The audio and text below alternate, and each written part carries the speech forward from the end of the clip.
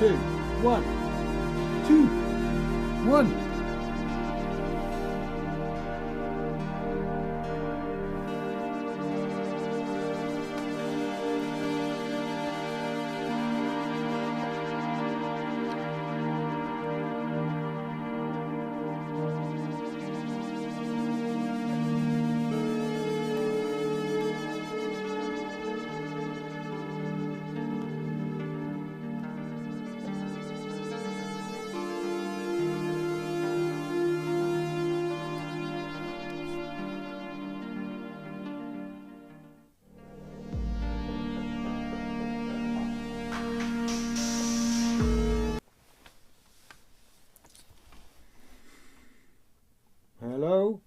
Hello, I think we may be here. We could be live after my usual last minute panic in every way. Panicking and feeling wretched about what on earth, why would I, a man of my years of experience with computers and software, why would I click that update? Just a quick update, it said, would you like to update this, just to the latest little incremental thing? Sure, I said, that would be fine, just while I'm sorting myself out. Oh my goodness,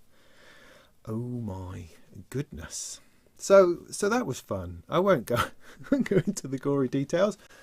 I think it's all right enough that we're actually here, and it's nice to spend some time together. So welcome. Hello, I'm Robin, and this is the Molten chat thing, the Molten live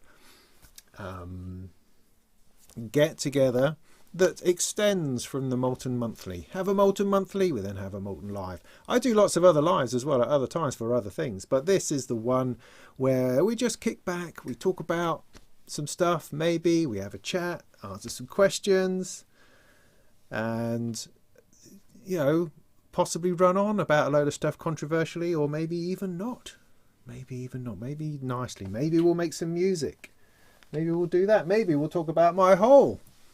Anything is possible this evening, so you are very welcome. Pull up a chair. I'm going to open a beer, I think, like straight away, because it's going to be, or rather it's already been one of those. Cable hanging here. It's in the way. Need something to hook that into. That'll do. So yeah, how are we this evening? It's April. Doesn't feel like it outside, mind, but it's April nonetheless.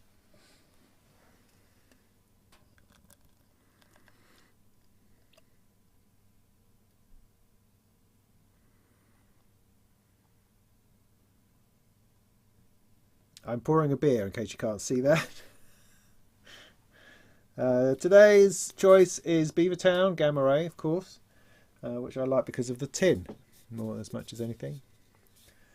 And it makes you more spacey, I think is the idea. Ha! Ian, you're always there with a witty retort. That's why we keep you around. Bit of desoldering. Yeah, no, I think once something is soldered, I think it's only right that it should stay soldered. I think desoldering goes against the natural inclination of solder to remain soldered.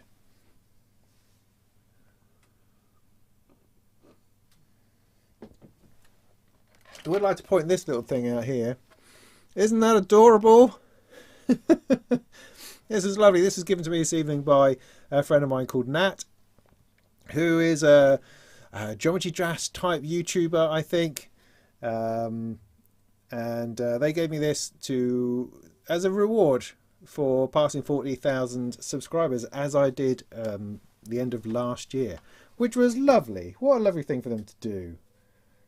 So thanks for that, Nat. Much appreciated. Much appreciated. That's going to sit over there until it falls over or gets covered up in other stuff. So that's exciting. That's exciting. I don't feel completely settled. Everything's a little bit too far away. Maybe what I might do, I might just get rid of that keyboard. That's the wonderful thing about Surfaces. You just whip their keyboard off and don't worry about it. Bring things a little bit closer to yourself. Cables everywhere. Oh my goodness. So what are we talking about then? What's the topic? What topics have we got? What are you talking about over there? You just talking to each other? That's always nice. Old Peculiar Ken, good. Good. That's always a good start, I think. Hi Fly Sen. That's an interesting name. Neil, good to see you. Yeah, it's not an official milestone, obviously. It's just a nice one. It's a personal milestone. So, yeah, but we can believe anything we like from that, which is fine. That's cool. Brewdog Lost, that's quite good. I mean, it's quite... you get a lot of cans for your monies, and they're tall cans too. So, I don't know what that says about the beer particularly. So... yeah, all right. Well, is that it then? So we'll go home then, maybe, or maybe we'll just pause for a moment and think of something. What's the latest, most coolest thing I can think about?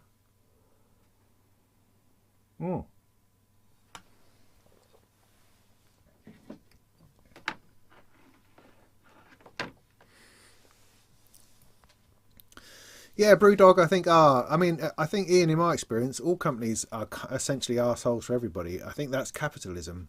I think if we engage with capitalism, then we will find that the majority of people running that show are not great. That's just how it works. And as much as I try to find an industry or an occupation where it's all just beautiful and everyone's just loving each other and sharing in the rich bounty that community brings, I've yet to find one, I'm afraid. Yet to find one. But I'll keep trying, and it would be interesting to be a CEO of a massive company one day, just to sort of do it right. Where everyone's just lovely and having a lovely time all the time. But the problem with that is then there'll be people who are unkind, and then you'd have to be unkind to them in some kind of unkind way, and you know, it gets difficult that way.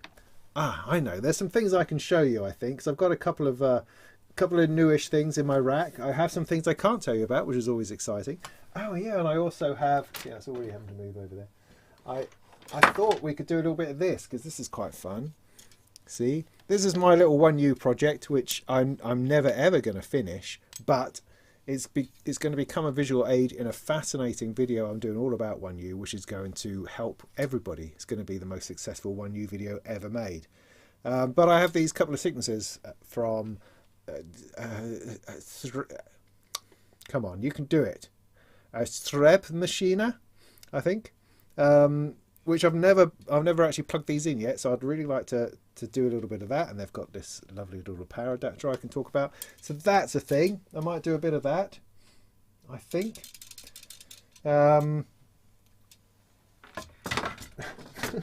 It's inevitable. Just put that somewhere. Okay, all right, that's fine. We could talk a little bit more about the whole business. Did you see that I released this thing? Well, I didn't release it, of course. It was by Voltage Vibes. Voltage Vibes, not Vintage Vibes. I said Vintage Vibes a couple of times in the video, I think. Sorry about that. It's Voltage Vibes. And it was this fabulous idea of taking the back panel of the Matriarch and putting it into a Eurorack module. Now, I know reading the comments to the video I did on this that there's some discussion over whether that's a good idea or a bad idea, whether there's a better idea. Why is my hole only this big and not much bigger, or in 3U, or people are never happy is what I find, whatever you do. And that's a good thing to absorb, because in the future I think other proper modules by me, as opposed to just having my influence involved in it, may be along at some point, and I'm going to have to get used to the idea of people not liking your stuff. Do you know what I mean?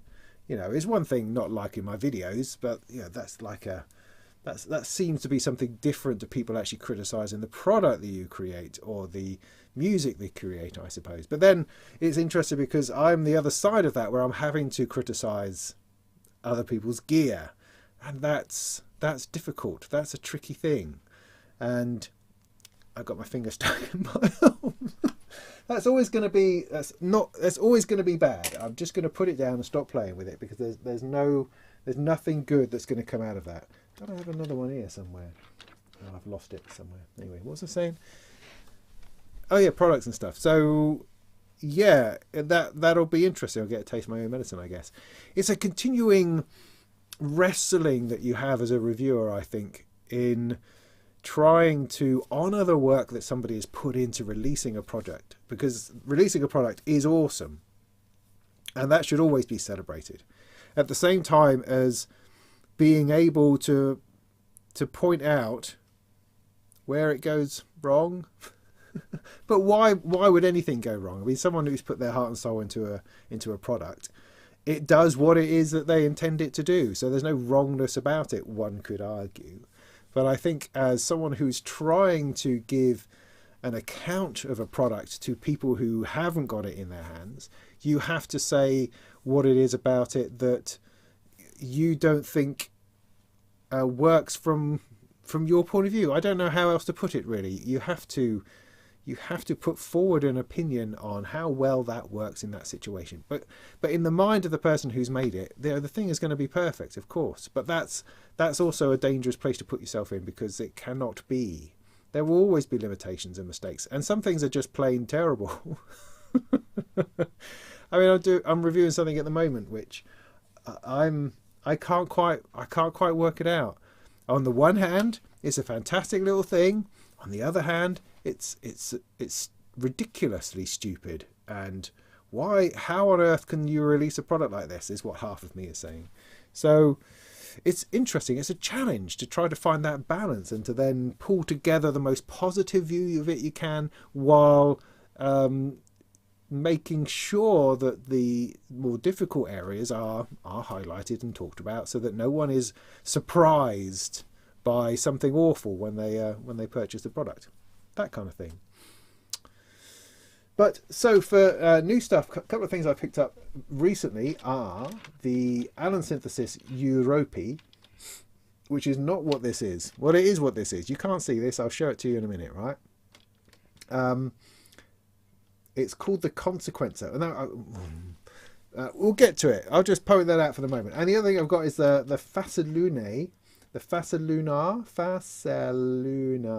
Vega, which is a drum sound source.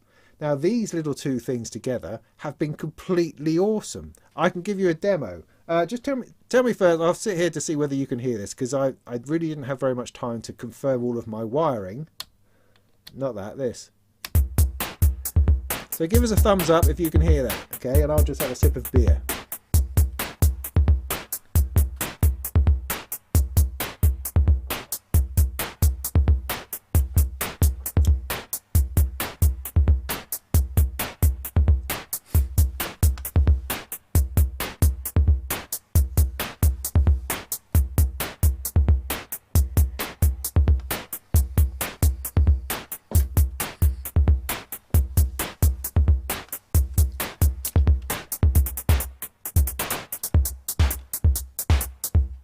You hear it? Great.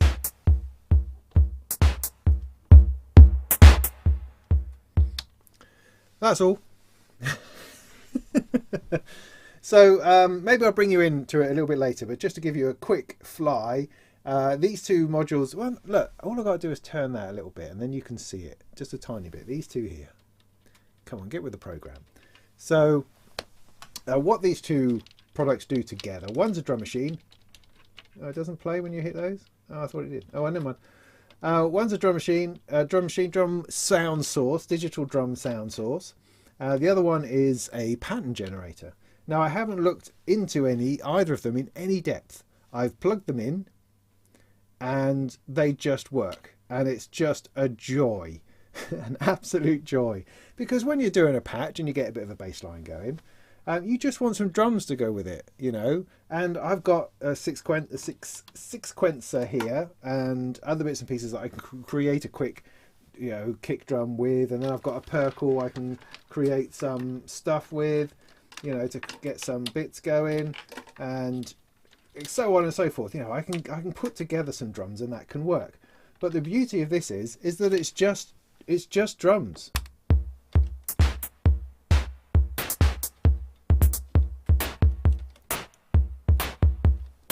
And it just is, and it's similar to what I would generate anyway, and it's got a whole bunch of patterns in it, you know, pre-made patterns, which is great. And then this knob here, I can just turn that up and it creates either a variation or a fill, and you're off. That was just like a beautiful little fill. So it's instant, it's dynamic, it's there. It's just like having a preset drum machine, which is, you know, for the most part, unless I'm actually writing some kind of track intentionally, it's just there and it works. So I can pull it all the way back to something simple, put in a fill, and it's tops. Put in something a little bit more complicated.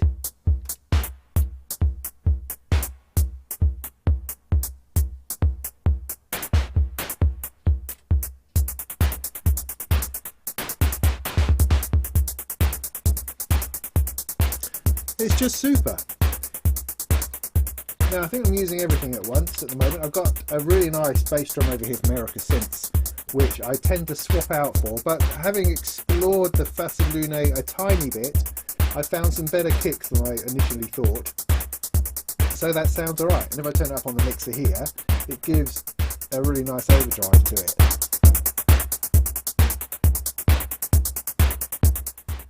Which is pretty cool.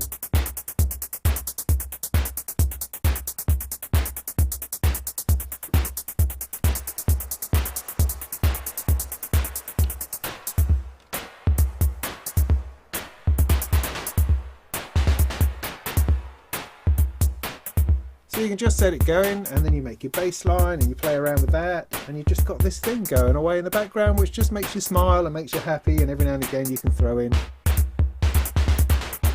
a bit of that and you're away. It's just fabulous. I love it.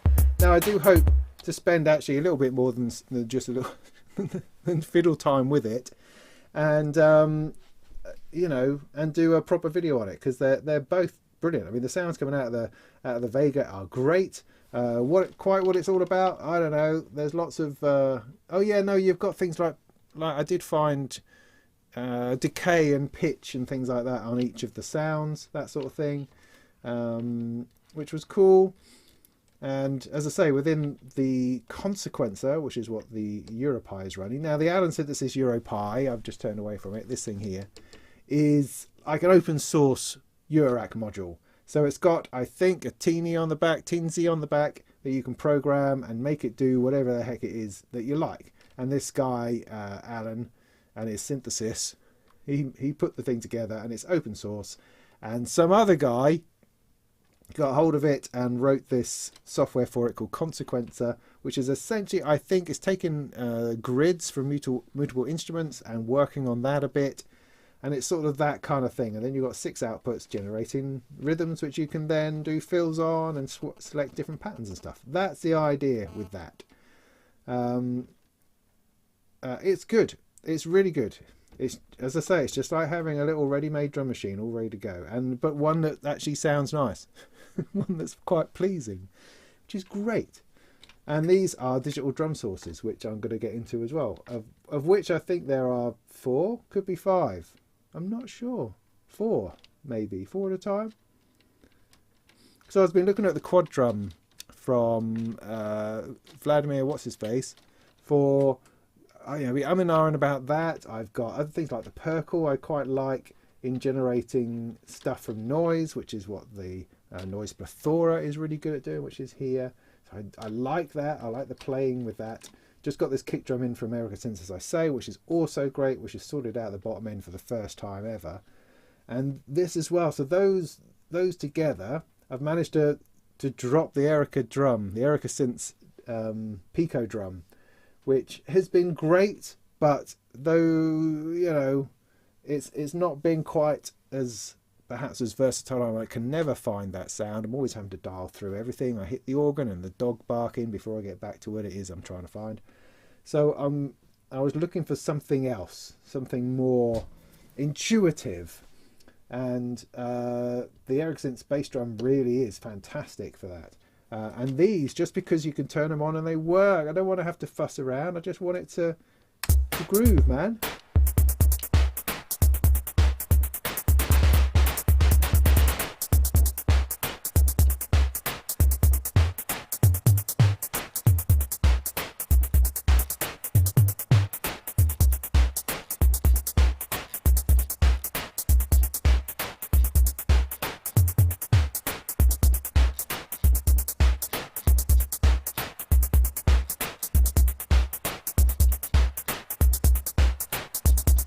I'm sure they do something.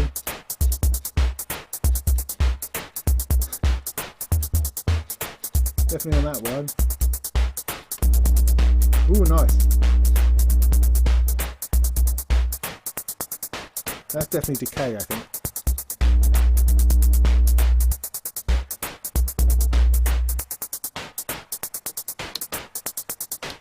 Could be a Raspberry Pico, Ian. Yeah, you could be quite right. I forget. Anyway, that's fun. So I hope to do something on that soon as I can find the time amongst the gazillion other things. Aquatic Borealis, yes, the idea of modular is awesome, and it will never be anything less than awesome.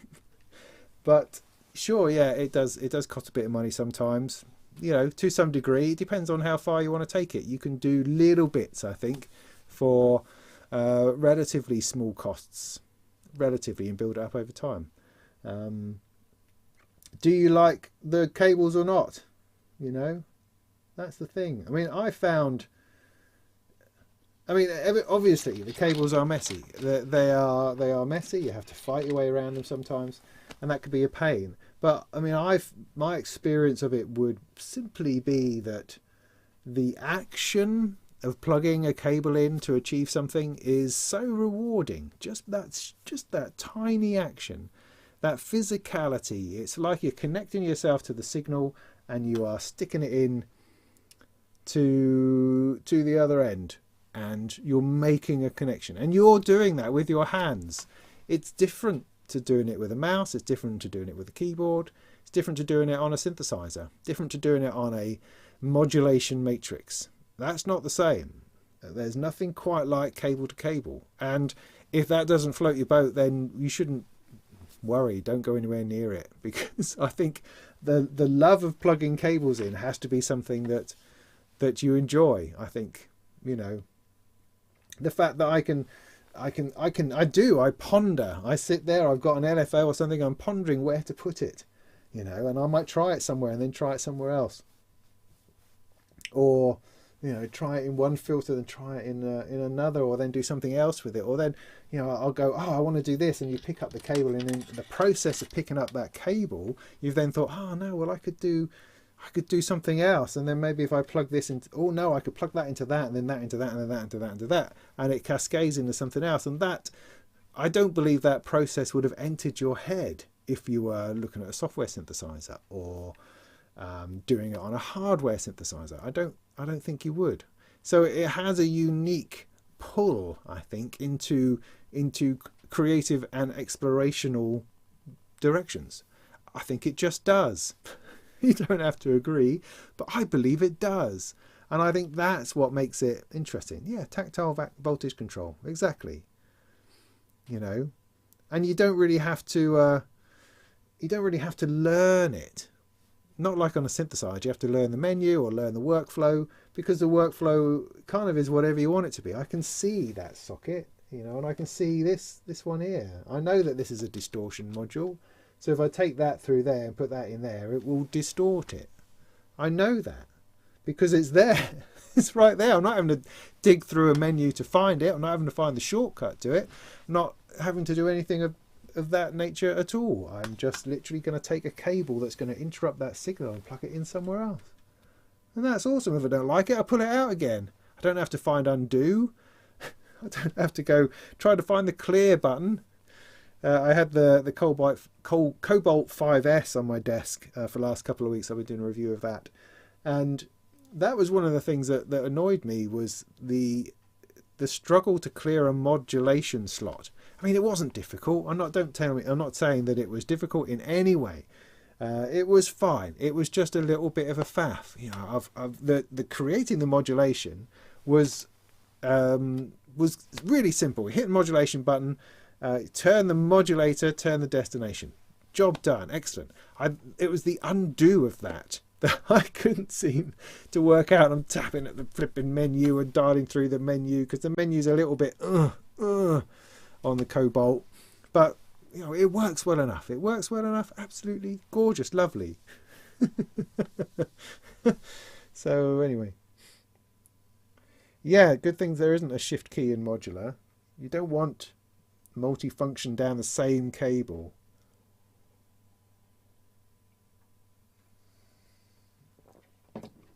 Like someone in the comments was saying regarding the Molten's hole, which I got 3 of here, that wouldn't it be easier to use a USB cable from something like a synth and then put that into your Eurorack as USB MIDI and then have control that way? Maybe, but that's not quite the same as actually patching the cables to the CV outputs on something and then patching that into something. You know, it's just different. It is. It's not MIDI. It's different. The other one thing I wanted to point out, the other possibility for one's hole was for cable pass-through. Anyway, so for instance, you've got a module over here and a module over here, and you've got like a 1U strip in between on one of those sorts of cases. You could put a hole at either end and you could pass cables through it, so you don't have to have quite so many cables arching over the top. You know, that might be advantageous, particularly if it's something that's more or less permanently wired, and that would move some of these things out of the way, because, you know, this is in the way. It's in the way. Absolutely, there's no denying it's in the way. Now, the fact that it's there is useful, and again, about patching, yeah, I love all of that, but inevitably they are going to get in the way, and so that would be a way of routing cables inside your case so that some of it could be hidden away. Obviously you could do that with all of the cables, but then it's kind of a synthesizer, isn't it? And then why not just buy a synthesizer, would be my suggestion for that.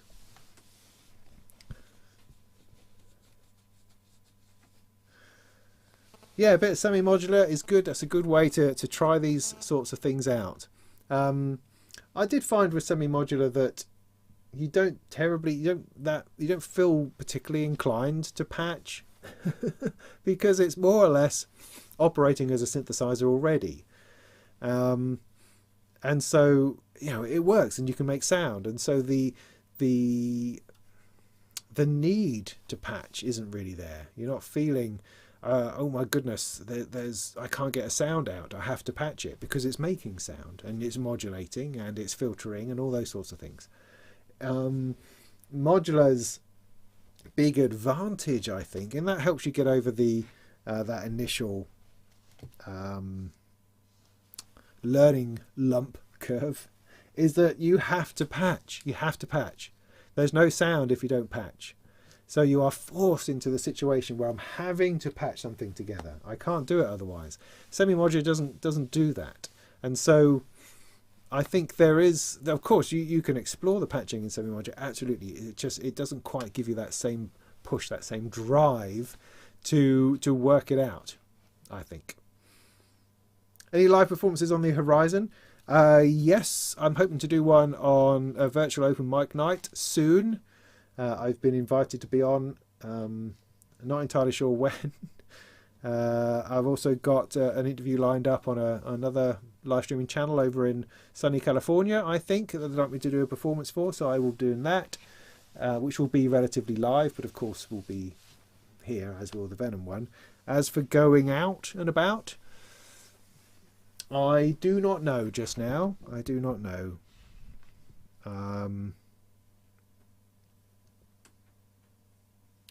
No, I don't know. I guess I need to put myself out there, make myself more available, because it's not as if the invites are flooding in for me to appear at some festival or some gig. I was hoping to gig down at the open mic thing, or the modular club down in Colchester, where I saw Steve Davis play that time a few months ago. I was hoping to go and make it down there, but they've moved back to their original venue in Southend, and it's just too far. It's just too far. Colchester, I could get there in a couple of hours, and it would seem worth it. Southend makes it like 3 hours, and to be there for a 20-minute set is just too much, you know, just too much. But I do hope to do some more open mic nights in Norwich, and I also hope to go along. I mean, I've been sort of kicking myself about that, because I made a big fuss about going along when they reopened, and I did a nice performance, and that was great. And I haven't been back since. Excuse me. And I really need to go back and I need to block out that Thursday night every month and just make it something that I go to, whether I'm performing or not, just to chill out and to listen to other people making crazy sounds. I definitely got to do that. Got to pull my finger out and get that sorted. But busy lives, things to do, and Thursday nights you know, I've got 2 kids who are going to things. So it's not that easy. Not that easy. Yeah. It's a balance. It's a balance. The No Coast is a great semi-modular that begs for patching. Yeah, no, I mean the No Coast is a semi-modular that will just drive you around the twist. You know, why wasn't it making the same sound as it did last time? I've patched it the same as I did last time, and now it's not making anywhere near the sort of sound it was making last time. You know, I spent 6 hours, and at the end of it, I got a blip which I quite liked, and now I've gone away and come back. I can't find that blip again. Now it's just weird. That, in a nutshell, is my No Coast experience, and sadly, why I felt I had to sell it, because every now and again I would get a blip out of it which I enjoyed. But then the rest of the time, it would make me shake my head. I didn't understand what was going on. I couldn't seem to make positive changes that I knew what the outcome would be. It was just difficult for me. Lots of people love it. You know, I really wanted to love it.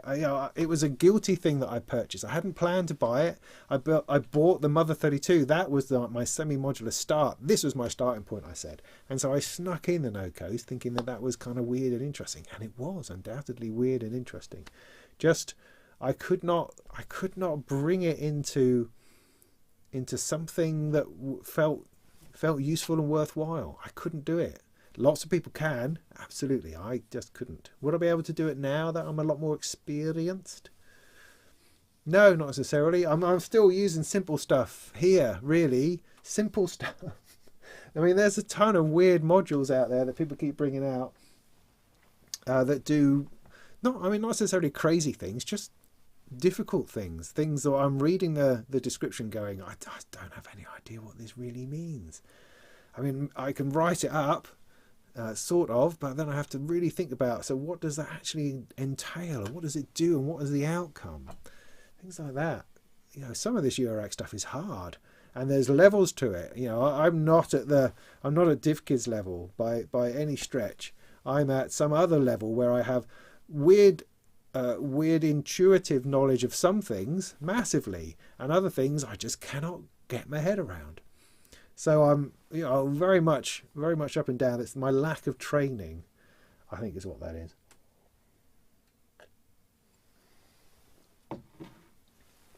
And I should probably do some. I should probably go on a course.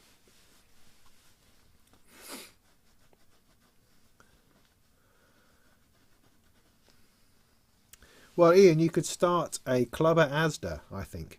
You know all those seats they have for old people waiting for taxis? It's a perfect place to set up and start doing some sort of guerrilla modular. That's what I'd recommend. They'd love that, they would, while they're waiting for the taxis. Oh, you got to take 5. How are you finding it? Gorgeous sounding synth. Wish it had one more voice. 5's not enough? You just want 3 fingers on each hand? Is that it? 6? Is that the magic number?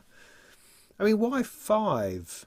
Because, I mean, polyphony tends to be in even numbers, other than the Prophet 5, of course. Is it purely that legacy, or is there something particular about 5? 5 fingers, I guess, but then that's not much of a chord trying to reach with 5 fingers.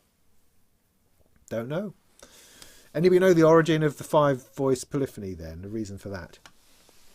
But yeah, the sequential take 5 I thought looked really rubbish when I first saw it. I was quite disappointed. I didn't think it was very impressive looking. It wasn't shouting sequential to me at all. But having heard from people who have one and have played it, it's apparently really, really nice. So I'd like to get an opportunity on that sometimes. Maybe it's a sequential synth that I could afford one day. I feel myself moving slowly towards a bit of a sale, a bit of an eBay-a-thon on a whole load of modular and bits and pieces that I don't really use, that I haven't particularly resonated with, and rather than having it sitting around, I might as well be moving it on to people who would appreciate it more.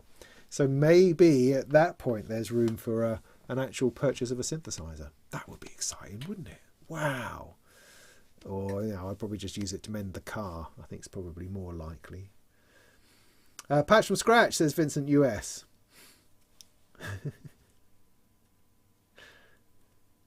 Yeah.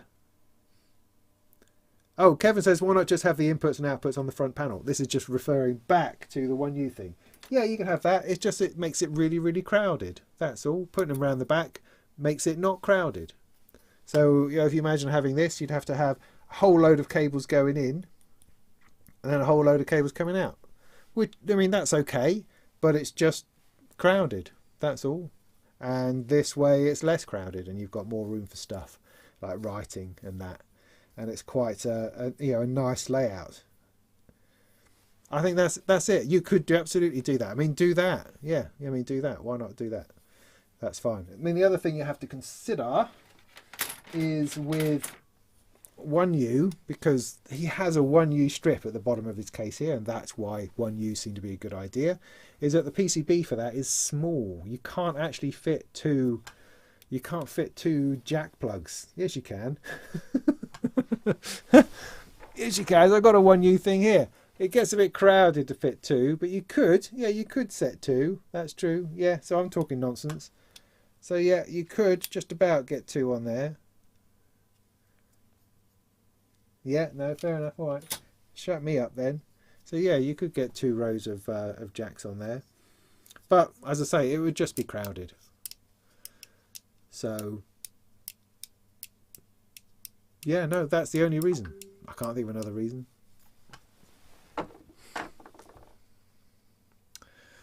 Da, da, da.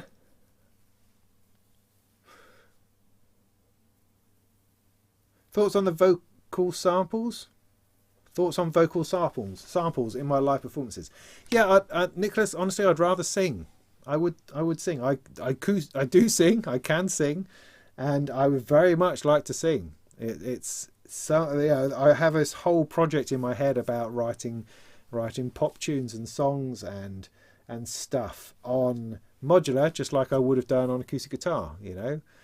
I would very much like to do that. I have all sorts of psychological problems as to why that's not going to happen just now, but I very much like the idea, and I can see myself doing it. I just got several psychological issues to get over first before I feel that would work.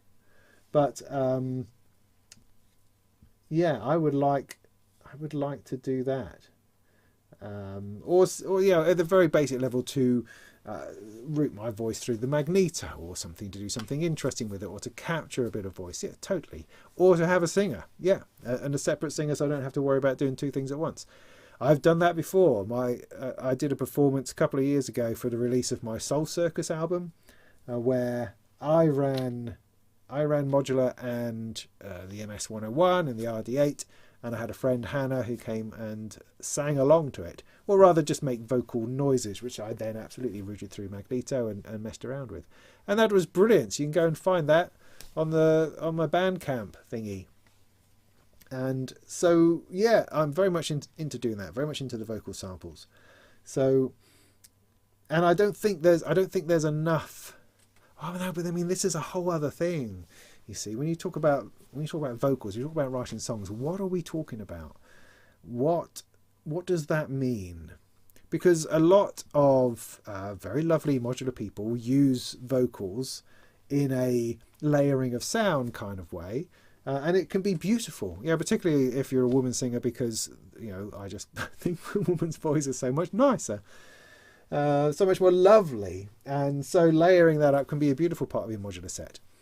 But there's a resistance, I think, in modular, maybe electronic music as a whole, to shy away from a song that has any kind of resonance or meaning to it, other than Finlay Shakespeare, of course, who's just fantastic. Who's beeping me?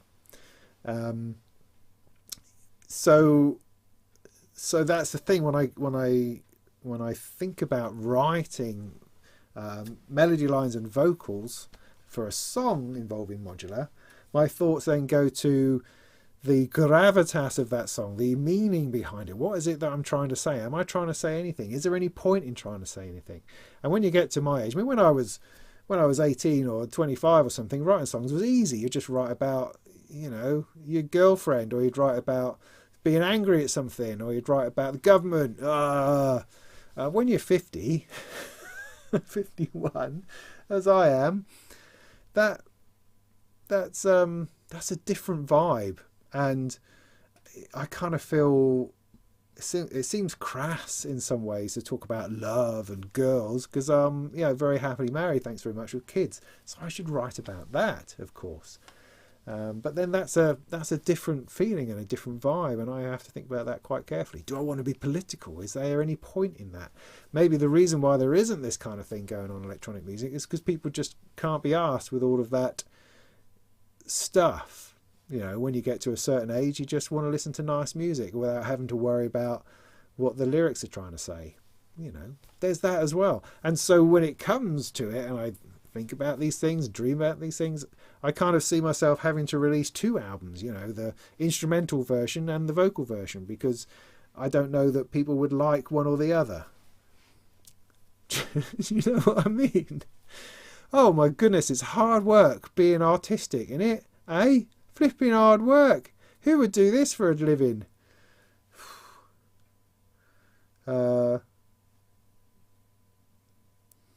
Yeah, so Skulldrazer says he's not a big fan of singing. Well, you've not heard my singing, man. You've got to think something somewhere between Dean Martin, Morrissey, and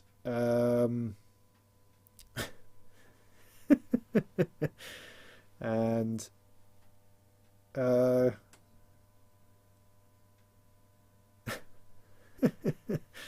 I don't know, and B-52s. There you go, the man who talks. And that's me somewhere in there, with a bit of Robert Smith thrown in.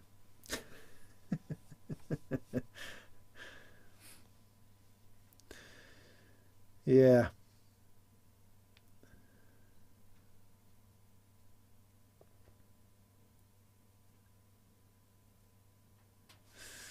Oh, Aquatics pointing out that Novation recently did an update to the Summit. I was underwhelmed with the Summit. I can't quite remember what it was. I played it at Superbooth when they first released it, and there's something about it that felt really sort of ordered and vanilla, and I don't exactly know what I mean by that, because it's not as if I spent a huge amount of time with it. It's like, I played a few synths around that time, and the one that impressed me most, I think, was the Korg Prophecy.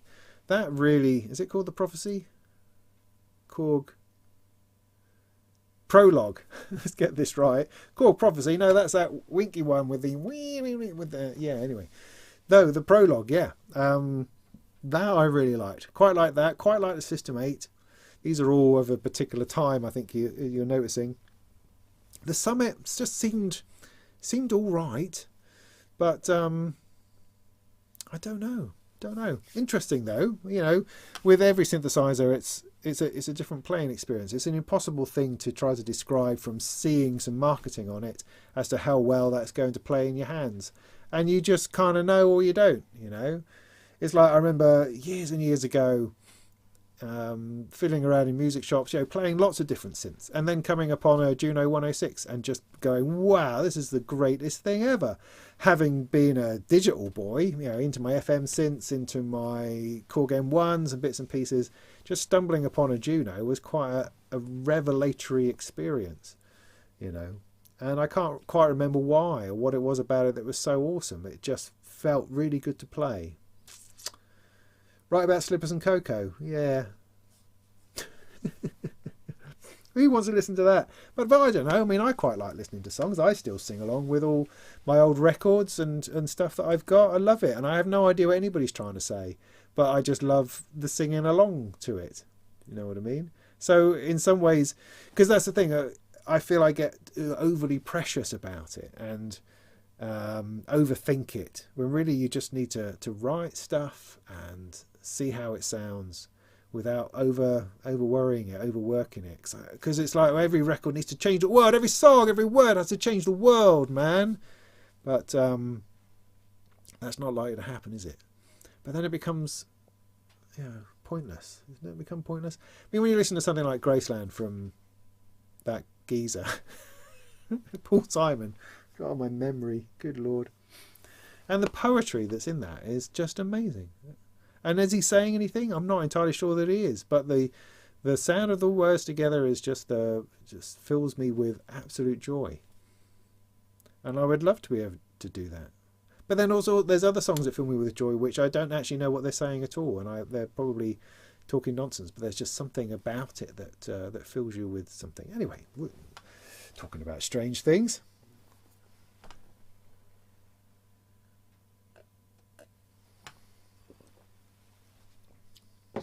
Oh, maybe it's the factory presets then that didn't inspire me. Maybe that's it, Philippe. Thank you for that. Yeah. Howard Jones, Humans Lib, absolutely. You're pretty sure he's not keen on those lyrics? How could you say that? Why? What is he saying? He'd like to get to know you well. I had the international 12-inch of that where he sang it in like 15 different languages.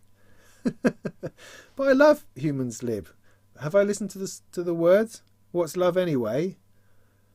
Does anybody love anybody anyway? I don't know. But it's it's awesome. It sounds great. Sing along to it. It's fantastic. Welcome to conditioning. I don't know.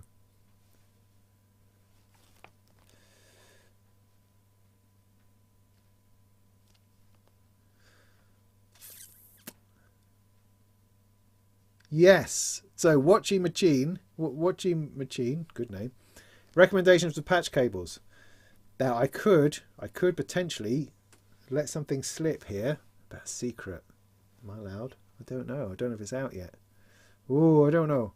But what I will tell you is that I am planning. I had this idea the other day to do a video on patch cables because I have like 10 different sorts of patch cable. And it's a question that comes up, what patch cables would you recommend? And I thought I should do a video on it because that's actually could be quite useful to people. Because people sometimes, every now and again, people throw me patch cables, which is very nice. Because I'm like a star, like an influencer, and I go, look, this is a Hoser patch cable. I'm going to plug my Hoser. I don't call it patch cable anymore. I call it a Hoser into here. Look how wonderful that is. And everyone goes, wow, I need to buy Hoser patch cables. See, that's how this works. It's a great relationship. So I have lots to say about patch cables because there are coloured ones, there are super thin, weedy ones like these ones. See, if it doesn't got it written on it, I'm not going to remember what it is. Which are tendrils. That's what they are. Where was that plugged in? Does it matter? No, because this is modular. It doesn't matter. That's a tendril one as well. Got these other ones called control, which are very good. Now, when I say very good, I don't know what I'm talking about. Because patch cables are essentially a utility, a functional thing. But they have lots of different properties, which are different between different patch cables. Where did that come? Don't know. It's an in. I'm going to take it from an out. Let's take it from an out there. And so I think it is interesting and worthwhile comparing them because you don't often see the difference in size. For instance, that's a Bafako one next to a Hoser one. Very different in size. Next to a tendrils one, and also the wobble of the cable is different, the feel of that cable. I've got a particular one here that I'm not going to tell you about, which has got a sort of a rubberiness to it, which is weird but interesting. So I'm going to give those a go too. So yeah, there's definitely a video to be made on patch cables. The ones I'm using at the moment, and the ones that seem to be feeling nicer, are the tendrils and the control ones, and these new ones I've got, because they are smaller, and the fact that they're smaller seems to fit well with the nature of Eurorack, whereas the Hoser ones, which I would say are probably the most perhaps widespread, if not traditional, common ones, the chunkiness is actually not necessarily what I want now. But then you've also got to think about how well they pull out. There's lots. So see, there's a massive video there, isn't there? So yeah, I'm planning to do one of those. I've got. So where are we? We're currently in Easter holidays over here for kids. So that does a weird thing to my time, in that you kind of think I'd have more time, so I'm not having to take the kids to school or pick them up, when actually I have to do other things with them, and so that eats into my time. So, but I'm currently, my schedule is, I've got I've got something over there which is new and exciting that I've got to do a video of by sort of the end of next week. So I've got to get stuck into that. I've got, well, you know, lots of things to say. Lots of things, as well as keeping on writing. I've got 2 sound on sound things here at the moment. What is this, a third? What's this?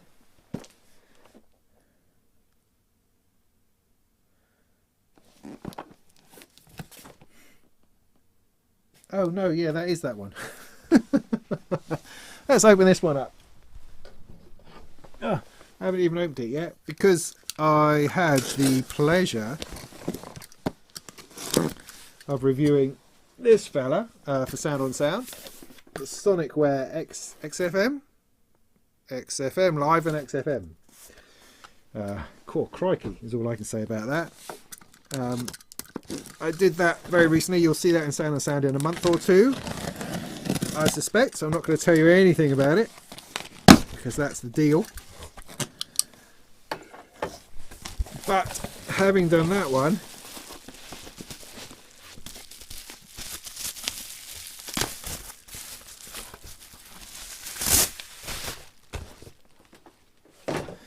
I've now got the bass and beats to have a look at too. It's interesting because this is not necessarily my vibe, you know, groove boxes. I mean, I appreciate groove boxes and stuff.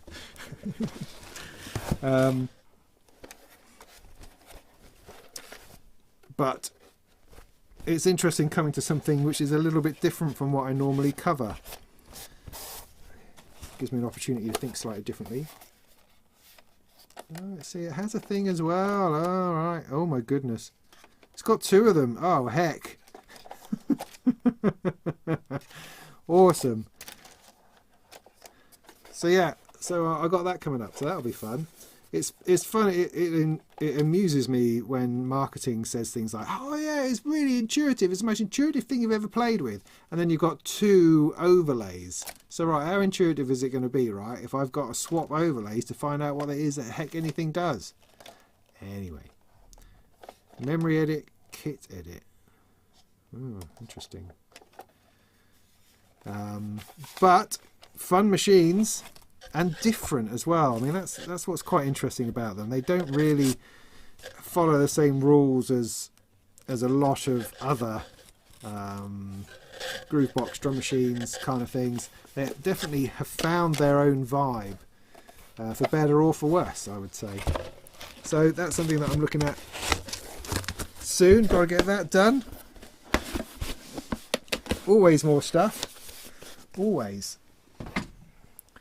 So somewhere in all of that, I'll do a quick video on patch cables because it doesn't sound to me like it would be too difficult, but I think it could be a good bunch of information for someone like myself to do a good solid roundup of patch cables. I'll plug them into things, I'll unplug them. You'll see me plug them in and plug them out again. You know, that kind of hardcore demonstration that I think people are missing. Making patch cables. Yeah, okay. That's interesting. Hadn't thought of that.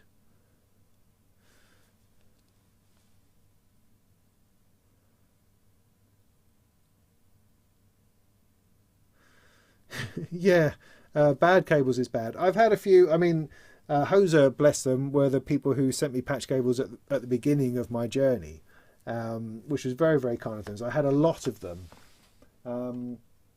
I think I've lost them. I've had a few have failed, I have to say. Although it also is one of those things where it's amongst a thing and you're thinking, does that work? And it doesn't seem to work, and you replace the cable and then it's all fine again. And you throw the cable out, but you don't really know whether that's faulty or not, or whether you just had everything plugged in the wrong hole. But anyway, who knows? Made a lot of 1/4 inch patch cables. Yeah, I would do that, but I don't have anywhere to plug them.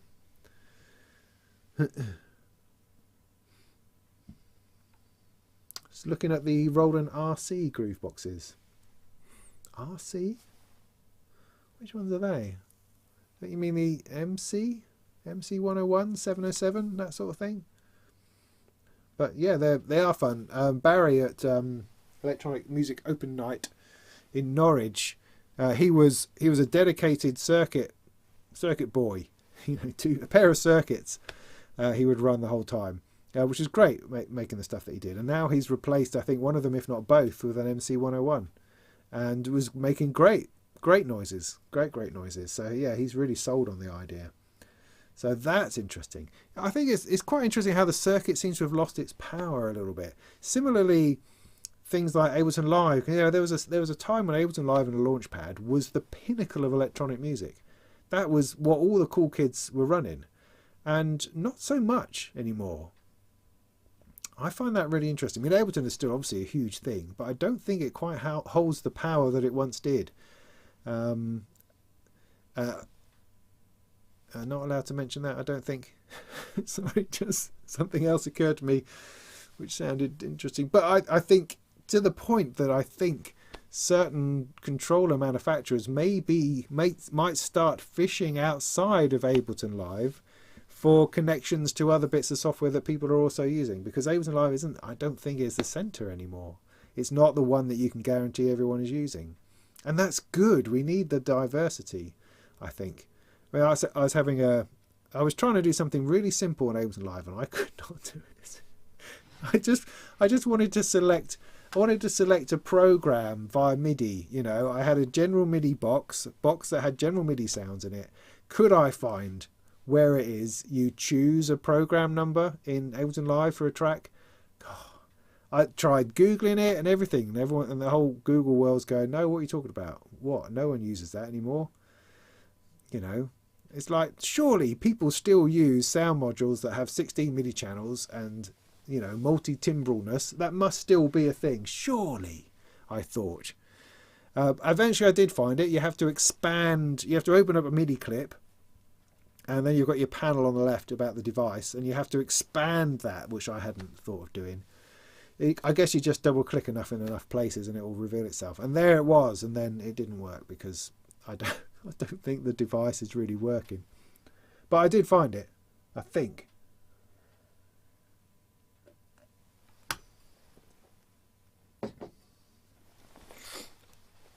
But the simple handling of MIDI, I find, outside of Cubase, has been weird. Absolutely weird. Ableton Live is weird with it. PreSonus Studio One is weird with it. I've got to create an external instrument. Why can't I just set an external MIDI output? Why can't I do that? You know, Bitwig, you've got to drop in a device that tells it to route MIDI out of itself. Why can't I just do that from the track? You know, things like that. Bitwig, hooray! Great, that's good, yeah. Oh, the Boss Looper series. I see. Yeah, okay. I really like the new space delay. The space delay, the 202. I thought that looked excellent. I know they've done that sort of thing before, but it just looked great. I liked it. That's the sort of thing I could imagine keeping my microcosm company over here. It would be a good addition to that, I think. There's something about having external effects that's different to having it within your rack, I think. It's almost as if having a different place to play is worthwhile. It just gives you a different vibe. I mean, let's face it, I'm still struggling with the Magneto. I still don't know what the heck I'm doing with that.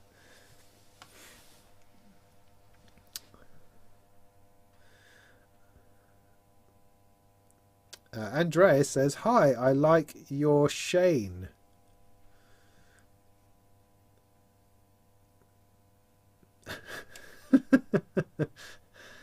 Did you try to run external clock with the Erica Black Synth sequencer via Midi?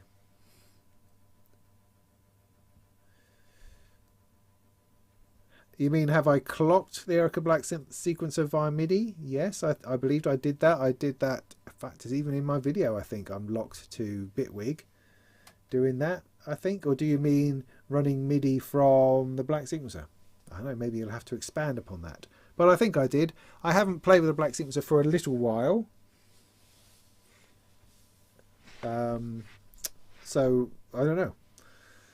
Quite fancy the Space Echo.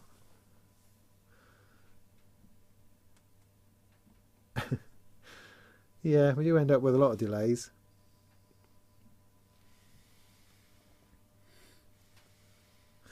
Nicholas says maybe record and sample my voice. Maybe, but that means I'd have to have a sampler. I mean, I do have the sample slicer, which is kind of fun. Takes a lot of practice to get that right, though, to get that smooth. And practice is not something I'm good at. I'm good at pulling it out of the bag at the last moment, which is something difficult with vocals, I think. Maybe that's the reason why I would find that difficult.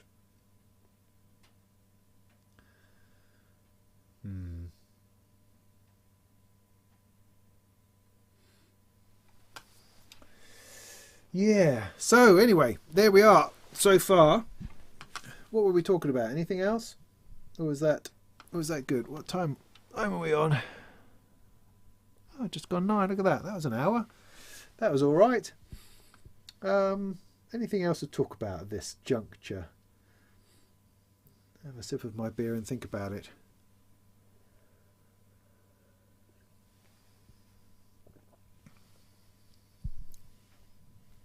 Yeah, Ken, I know what you mean.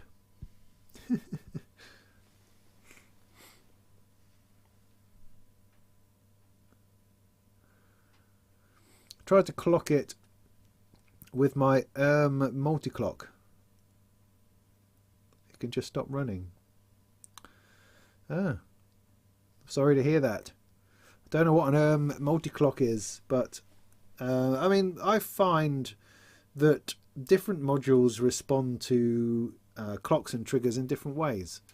I don't know why that is. I was trying to, recently I was trying to trigger something that would not trigger with a particular thing I was sending it, and I sent it something else and it would trigger. So these things are different, I think. So I would suggest trying a different clock from a different place. First of all, try that. And see what happens.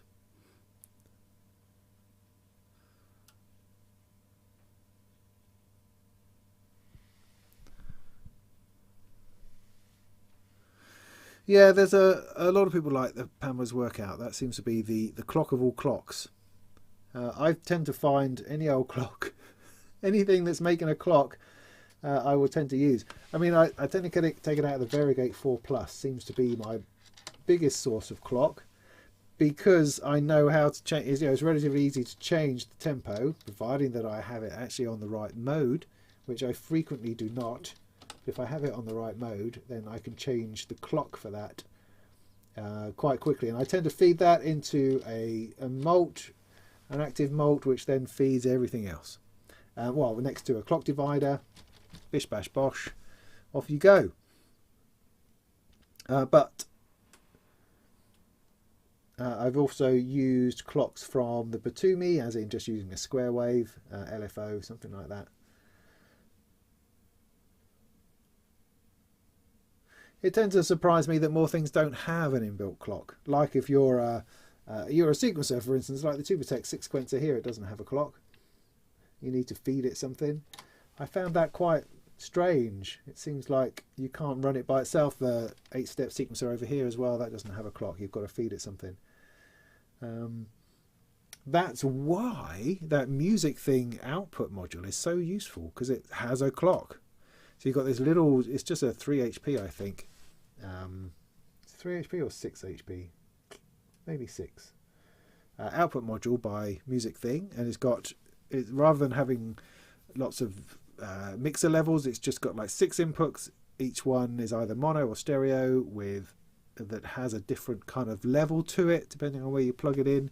You've got a headphone output and a line output, but it has a clock with a tap tempo. I mean, could not be simpler, and just brilliant to have that as something within your systems. You don't have to put in a big chunky module. So if you've got something that just requires a little output module, it's got a clock built in. I think that's genius. Absolute genius.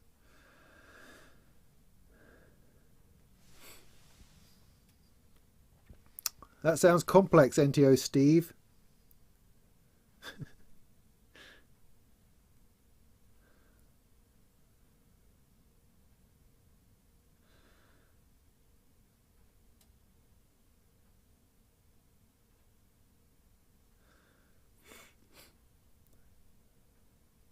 Yeah, deep and low. It's ridiculous the sort of modular things I have now. Those two Moog style console cases are actually over there on shelves at the moment.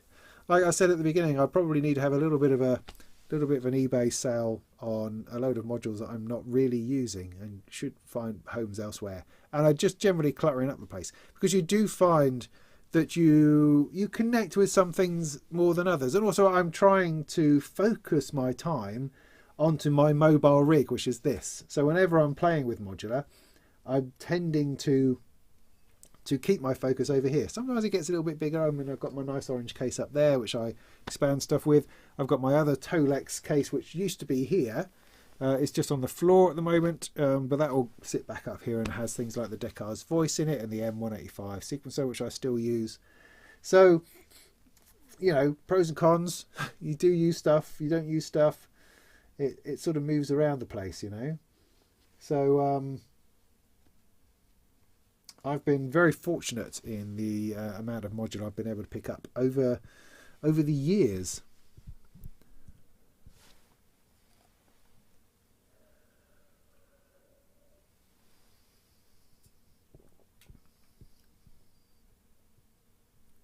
Oh, we could in fact look at those little sequences, couldn't we?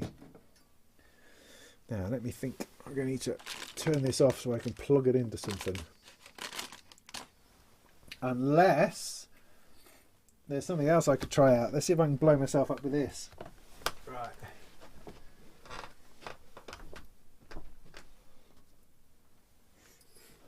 So I picked this up. The plan was, it was a good plan until it all just didn't work. So I picked this up, which is a USB powered power supply, which I thought would be quite cool. And the plan was that I was going to build a little row of 1U, which I got it's far too wide. There we go. And this, right, was going to fit perfectly inside, except it doesn't fit perfectly inside. It perfectly does not fit inside. And that's a real pain. So with this, which is my little 1U experiment, I'm going to have to build a bit of a case for it. How? Oh, I don't know. Where this somehow sits in there. Somehow. I don't know. I haven't worked it out. But what I could do right now is I could plug this, I think, into there.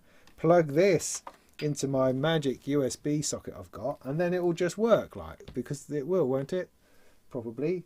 So I need a power cable. I need spare power cables. Is that something that happens? Otherwise I'm just stealing it off something else.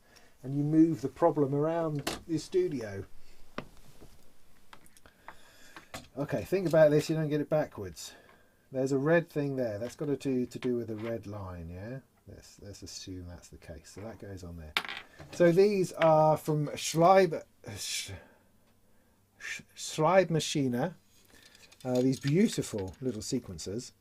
And they use sort of Pulp Logic power connectors, but Lavendale at Schleibmaschine created this power adapter for me, so I can run 3 of them into a regular Eurorack power thing. So I should just be able to plug this in here. Not plugged in, is it? No. Okay. Obviously, I'm doing a little bit of open circuit work here, so don't try this at home, kids. And I'll try not to blow myself up. If I put this down here, would that work? You can see that just about on there. Yeah. All right. I'm going to put that right down there. I might just bring this down a tad, so you can see that. I've got all these blinking holes in the way. Get rid of that out. Right, so I need to plug this in. Let's plug this in over here. And try not to drop a cable in it. So how do I hold on to that and plug this in without blowing myself up? So if I hold down there, let's see what happens. Okay, power on, power on. Hey! Right, that's a thing. I don't want that to fall off. That's a,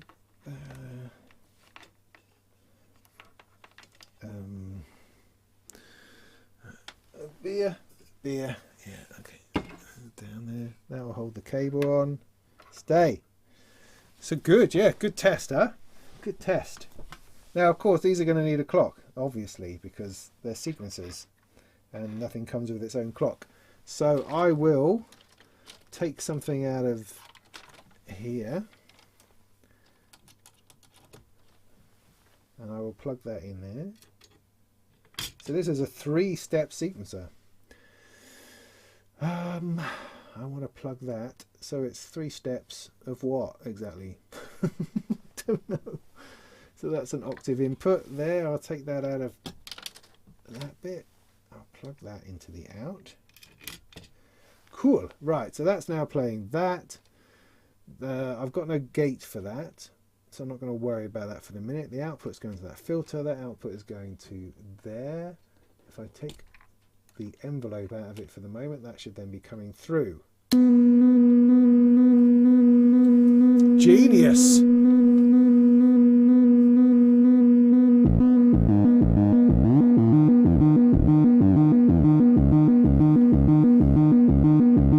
That's brilliant.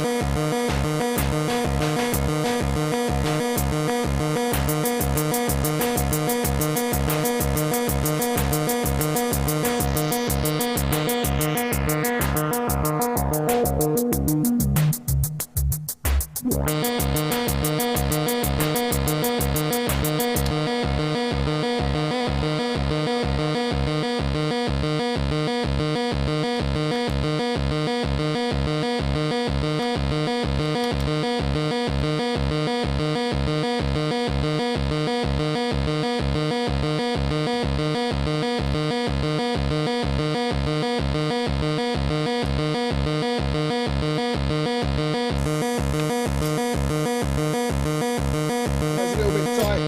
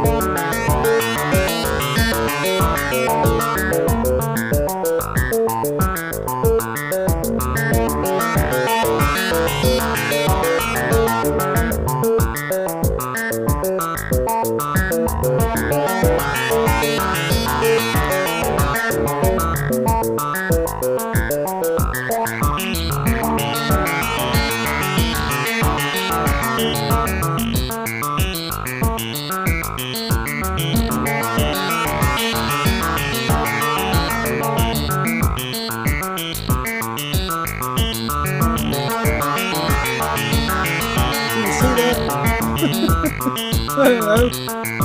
I can't see that. Can you see that? I don't know.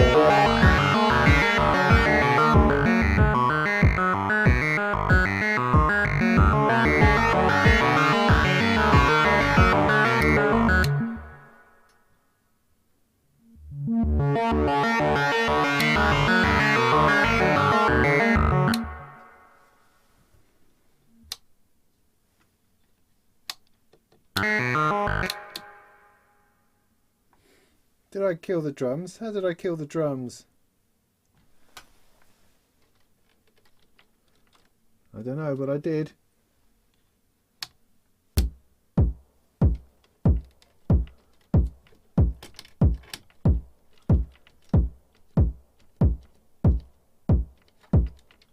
Somehow I did.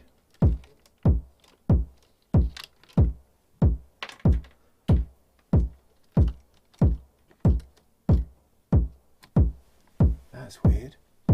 What did I do there?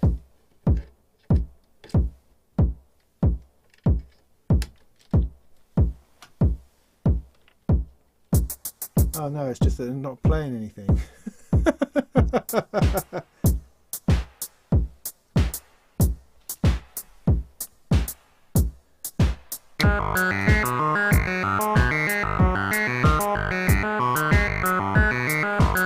See, it's so deliciously offset because it's you know, there's 3 notes, 5 notes, and 7 note sequences, and so it's always inevitably going to be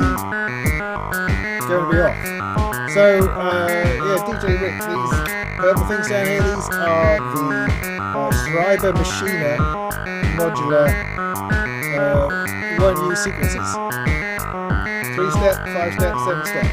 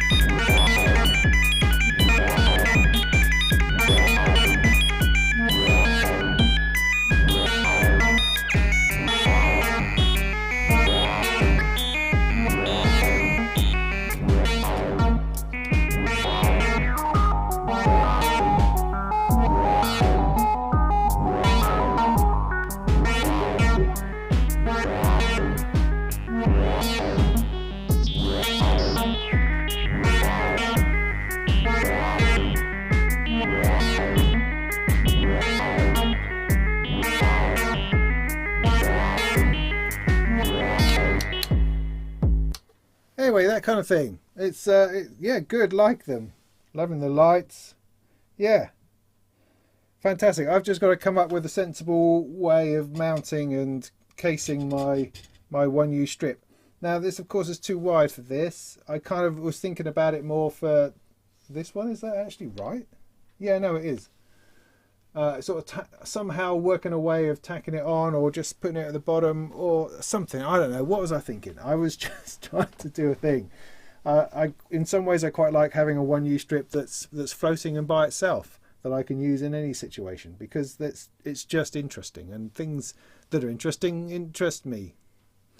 I don't need to apologise for it. Anyway. Edna says you like modular because you end up doing this sort of stuff all the time. Yeah, I mean, where did it come from? Who knows? I mean, how did that happen? I just put together a few notes in a thing and threw it into a thing with a thing. You know.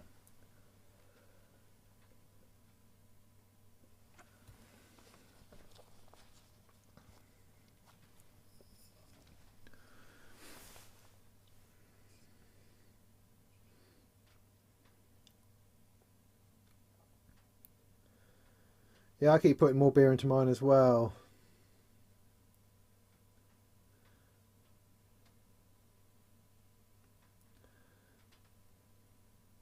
Tuner needed. Oh, mate, really? Sure, absolutely. If that's how you feel. But there we go. I would normally tune things up, but it sounded all right to me.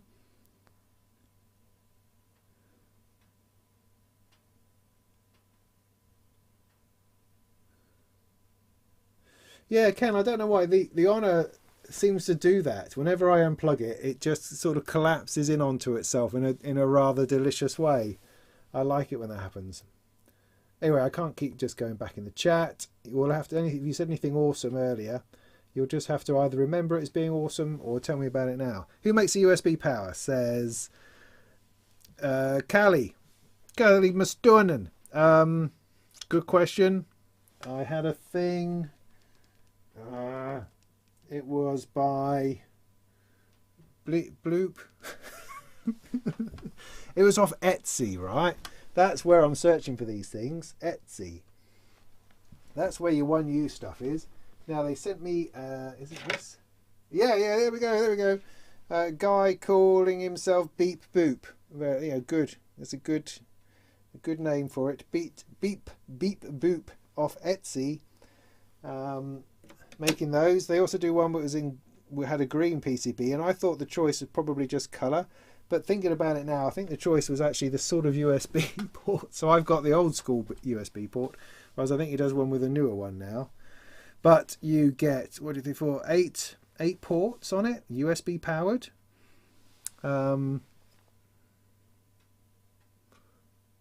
Seems to work like, it runs stuff. Obviously you're not going to be able to run a massive rack off it, but a small unit, fantastic USB power, run it off a power brick.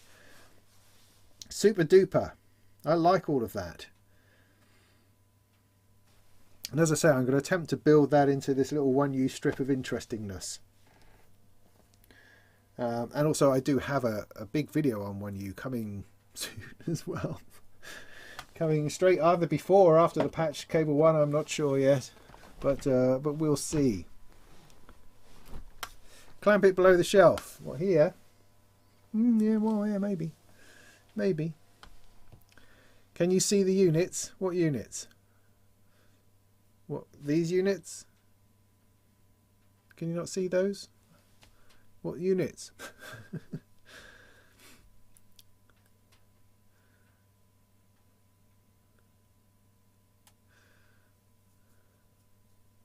I'm playing with no hands.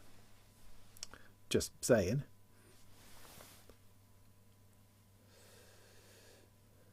Jim, good to have you on board. What time is it? I'm only conscious because my wife's out and the house could be on fire by now.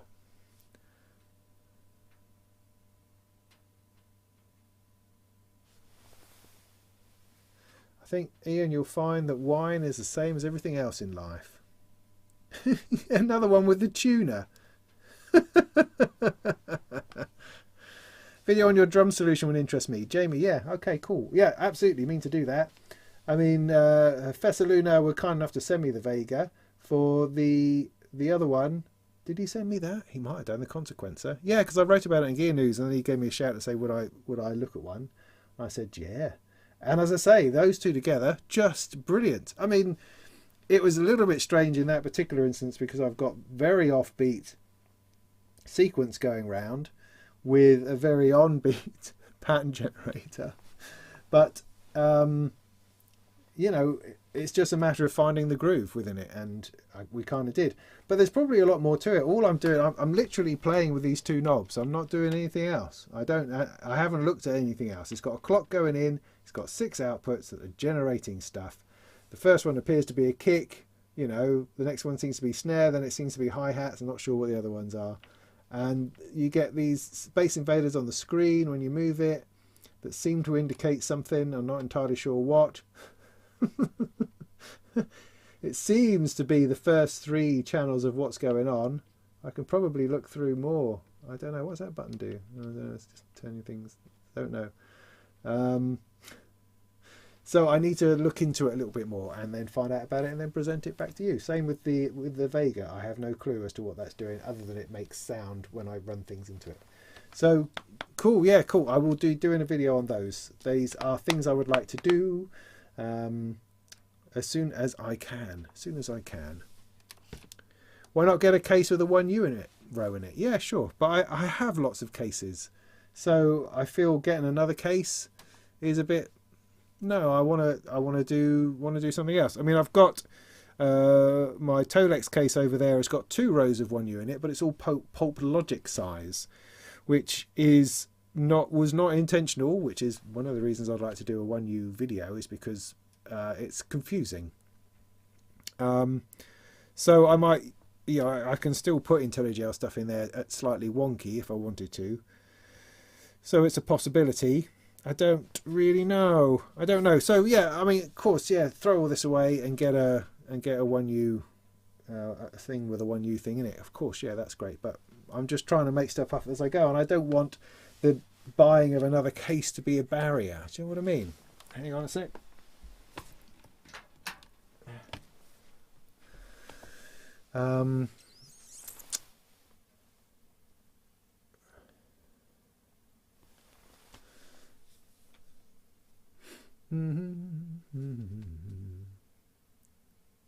Do I have any plans for a 3U molten hole?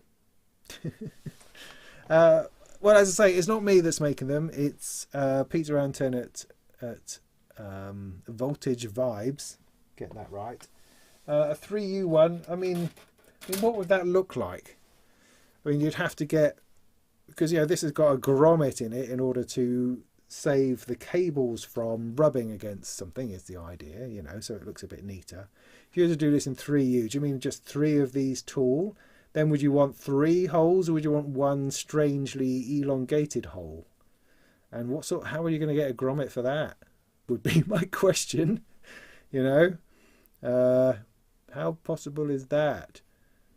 Or do you mean you want it 3 by 3, so you have this, you know, a hole this big you can put your fist in? We're getting into a whole other realm of stuff now.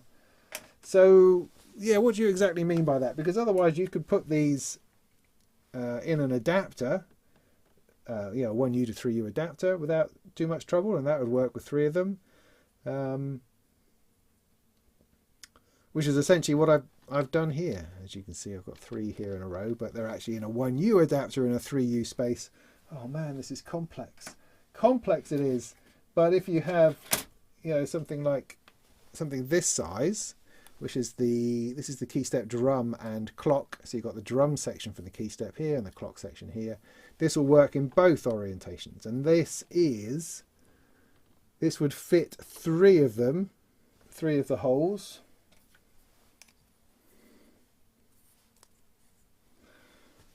In that space, 1, 2, 3. If that's what you mean, is that what you mean? And I'm sure he would produce those without too much problem. Give him a shout. I'm not selling them. I'm not making any money out of them or anything. It's just because it came out of a conversation that we had that he was kind enough to stick my name on it. I don't know whether that's a good or bad thing yet. We're just gonna have to see. Isn't beep boop also something to do with elevator sound? I don't know. I mean, it's an English chap somewhere, so could be Wishbone.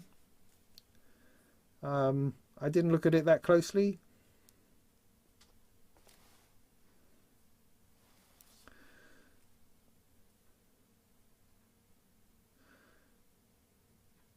Oh, you're still talking about wine.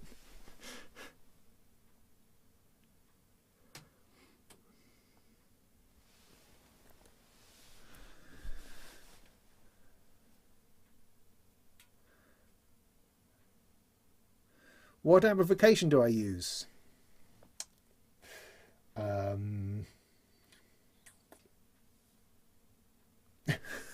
Why is that a hard question? It's a hard question because I don't know. I don't know.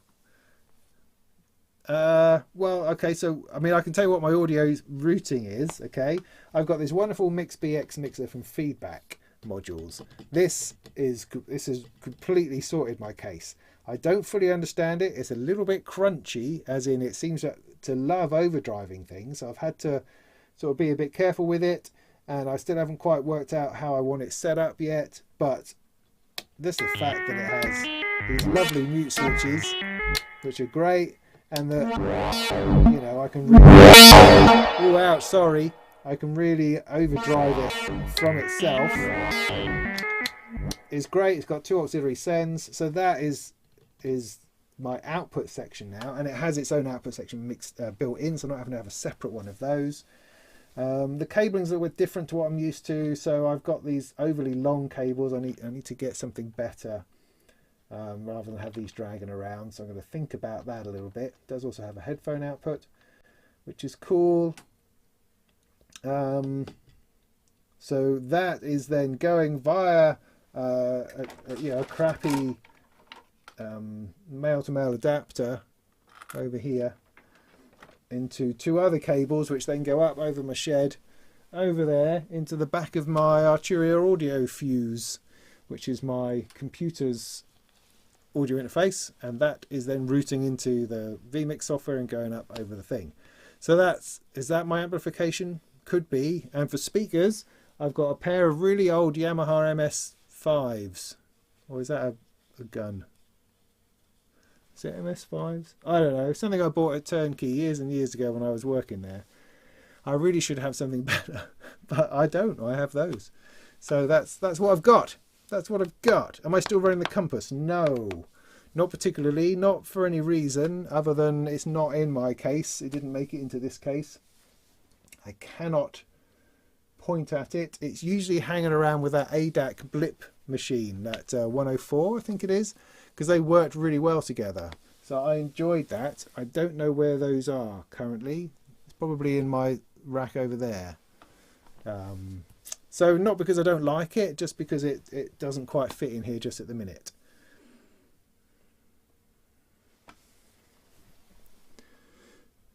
Who's the engineering expert? Certainly not me. I was still talking about wine.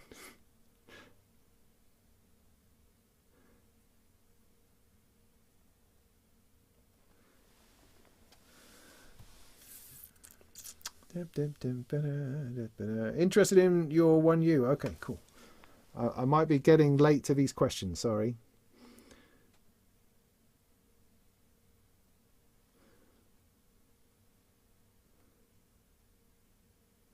Right.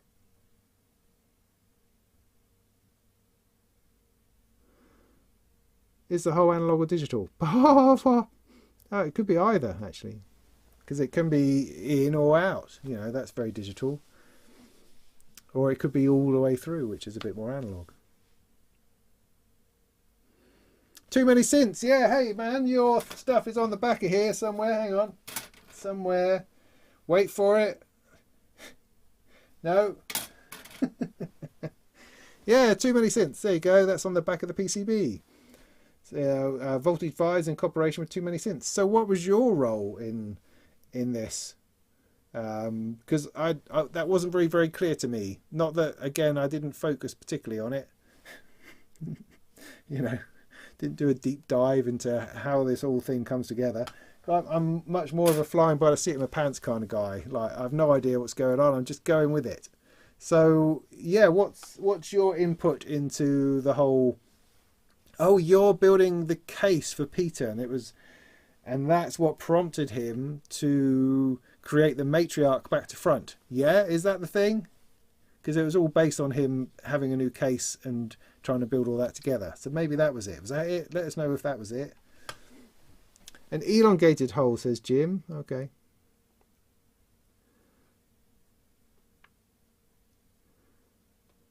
Yeah, 2U's not a thing, I'm afraid. I mean, we could start it up, but I don't know that people would enjoy it. I'm sure, Ian, you made that joke like hours ago. That 1U and 3-wheel module is actually yours as well. Oh, there you go. Awesome.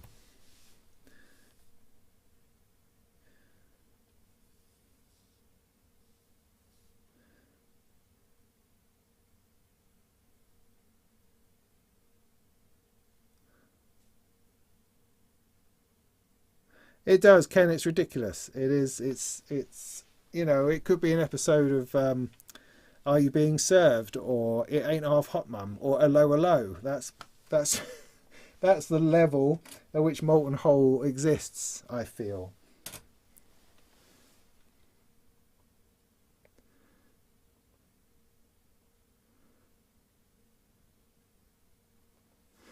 One U filters. There's not a whole lot around in that regard. Mosaic is probably your best area for filters in 1U.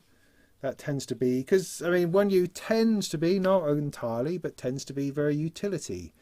Tends to be those interesting bits and pieces that you don't feel you really need until they become interesting to you. So things more run of the mill, more regular rather synthesizer parts like filters, oscillators and stuff you don't tend to find in 1U. Not exclusively, because if you're looking at a Pulp Logic system, Pulp Logic tends to want to be self-contained. It's the idea of having a much smaller modular in a lunchbox, and so that you will find filters and oscillators, but they're more likely to be in kit form. In fact, I have some Pulp Logic kits that I will be building as part of my massive 1U. We're going to be sitting here in 2 years' time, me saying, oh, I've nearly got to do my 1U massive video, by which time everyone will be bored of 1U. But I'm trying.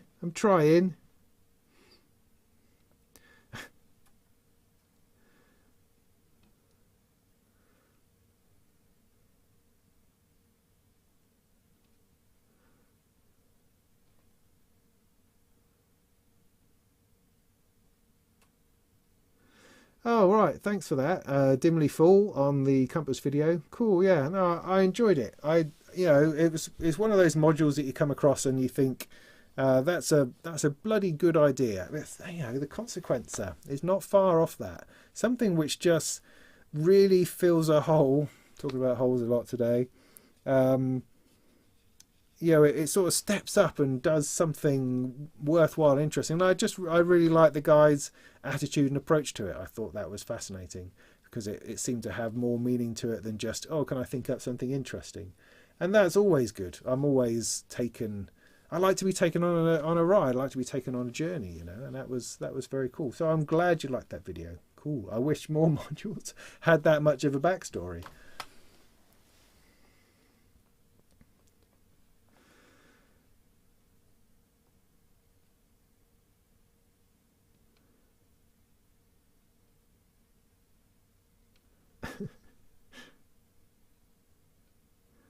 No fighting, please.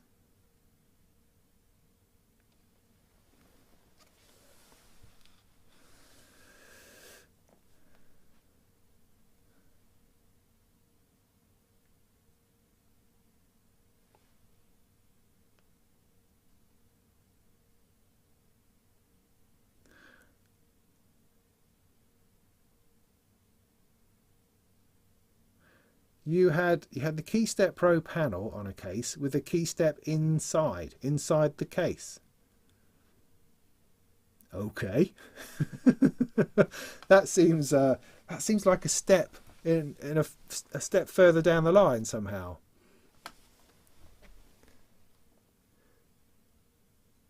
I think I might have gone through this twice.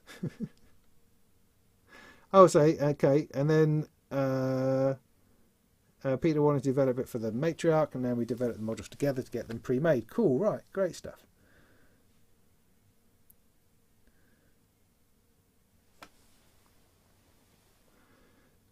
It was just a panel, sockets and soldering.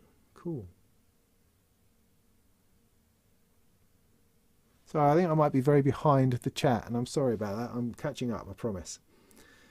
You're all talking about something else anyway. Nobody's mentioned the Descartes Dream yet. No, we don't mention the Descartes Dream just at the minute.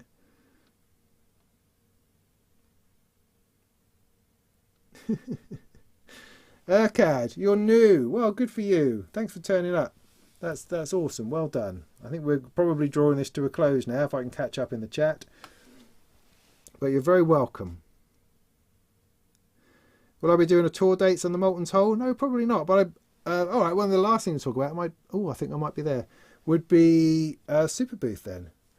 So I've got that much left to open the other beer. Oh, that might be a disaster. No, I'll have this anyway.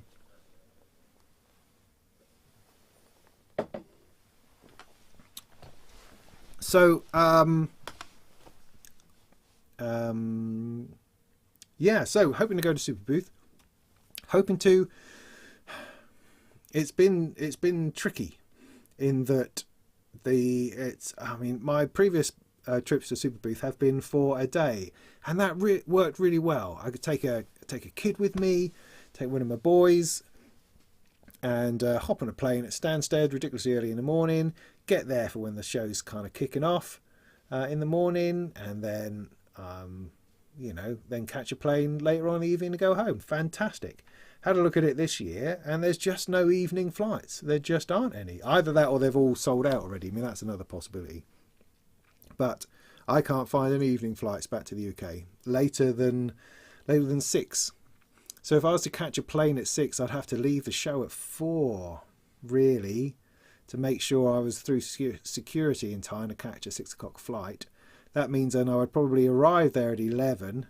So I'd get 11 till 4, 5 hours. Is that enough? I'm sure last time I went, the flight in the evening was something like 9 o'clock. So I remember spending quite a long time at the airport waiting to get on the flight. So, which seems like a worthwhile day, but just to go for 4 hours seems like too much. So at the moment, I'm unsure as to whether I'm going to go. But my feeling is, I mean, after seeing Gaz on the Pro Synth Network on Friday, really being massively encouraging about the idea of going, because it will be good, then I might well go and stay the night somewhere on the Saturday and fly home Sunday morning. Maybe that's better. So I might try to do that. It's just, I'm a bit shy and a bit of an introvert in social situations, and if I'm going to stay there for Saturday night, then I'm unlikely to take one of my children with me, because kids are brilliant, because they become like they're a compulsory friend, so that because they're not allowed to run off and leave you in the kitchen at the party without anybody, they have to stay with you. That's the law. And so you can be preoccupied with this little person in front of you, so you don't ever feel crap and lonely in a cool place, not knowing what to do with yourself, which is my psychologically scarred experience of parties. So if I stay Saturday night, I don't think I'll be taking one of my kids, because they would not last the day, having to get up really early in the morning and get to Stansted in the morning. They'd be asleep by sort of 7, 8 o'clock, and that would seem to be a shame, as there's stuff going on. So I probably then wouldn't take a kid, in which case then I feel more nervous about being there by myself, not knowing quite what to do with myself. I'm sure it would be all right, but so yeah, I don't know. I'm going to have to work this out this week because time is running out. But I think I would really like to go. I've just got to summon the courage to make that happen. Really, it sounds pathetic, but then I am a bit pathetic. Unfortunately, I'm not a great traveller. I've always wanted to be. I've never quite pulled it off as successfully as I'd like to.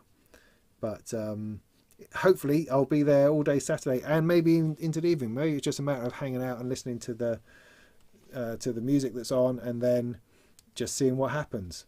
Because I'm not staying there to party necessarily, so I don't need to go to get a posh hotel somewhere in the middle of Berlin. I just need to sleep on the sofa at the airport and get up in the morning. But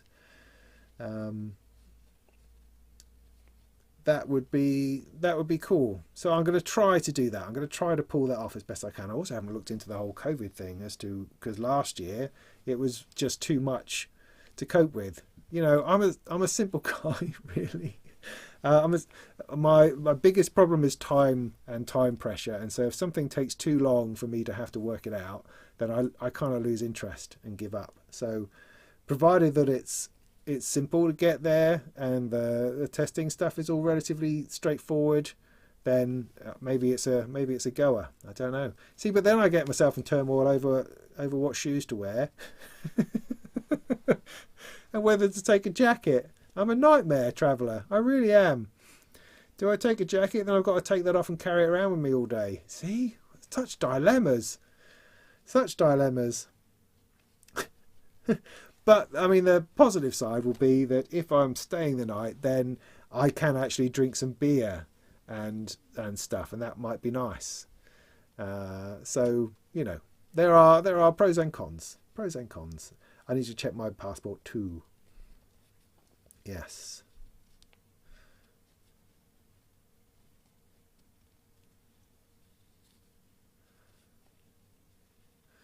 Yeah. No, I mean, it's definitely worth going. I mean, I think the issue is going to be slightly strange because, as I understand it, the Fez Berlin venue is going to be turned into a little bit of a refugee reception centre. And so the plans that they had for having stuff inside, I think it's all going to be outside. That's my understanding now. I haven't heard anything official. This is just from a couple of people who had booths there who are now outside when they were inside, because that main hall, I think, is going to be used for refugees, which is cool. I mean, that's great. But obviously they're going to have to do a little bit of rejigging to make all that work.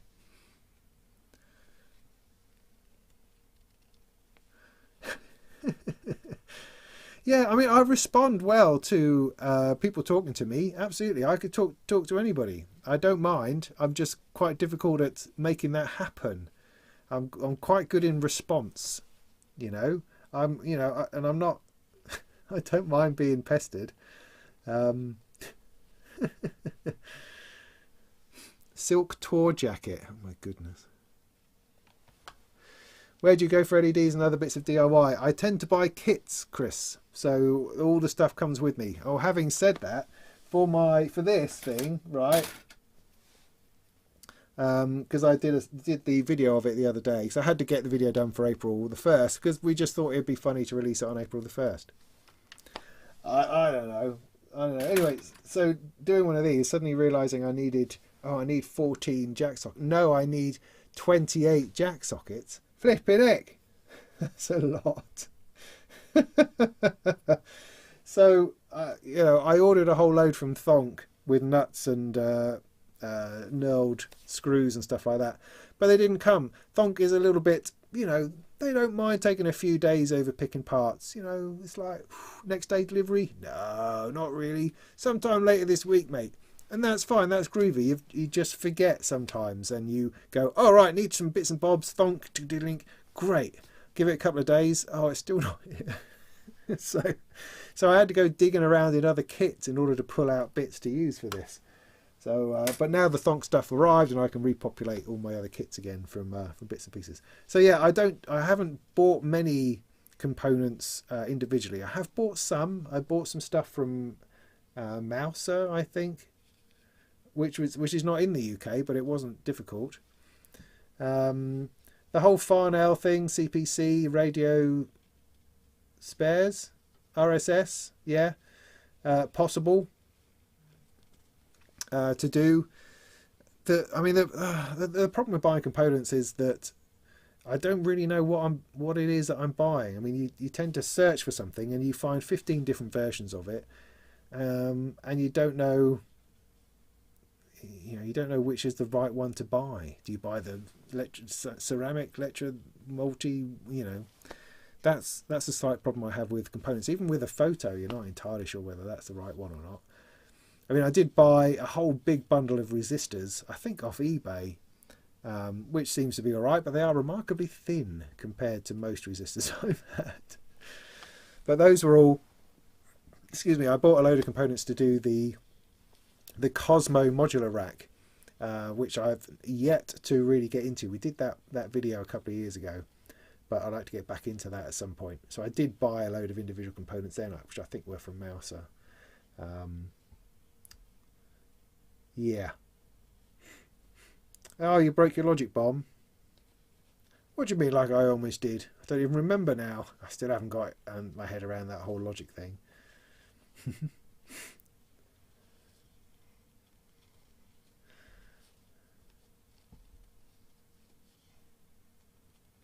Yeah, Thonk's excellent. I've got nothing bad to say about Thonk at all. It just, just got to give it a couple of days.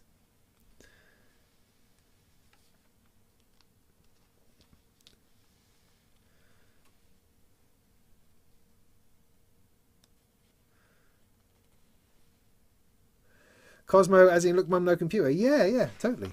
Look mum no computer. Look, I've got a box of the stuff up here. I'll show you if you like. Oh no, I'll show you the one we built. That's, I think, in my drawer of doom. Yeah, this stuff. Look, big fat stuff. Now, hopefully in here, I haven't bent it. Is this what we did?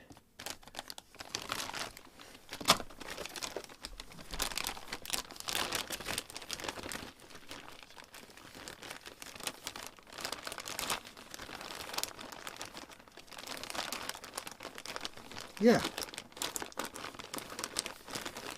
Ugh. Yeah, this stuff.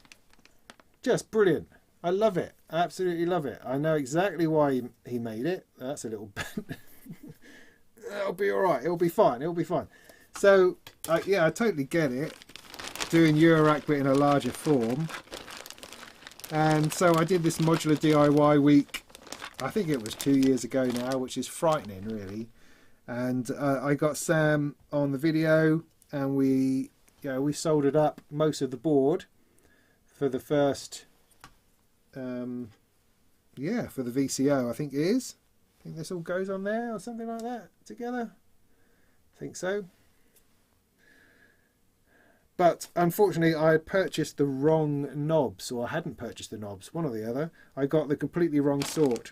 And so we couldn't really go any further. But now I've got a whole load of them. I got the wrong ones. What did I get? Something that wasn't right.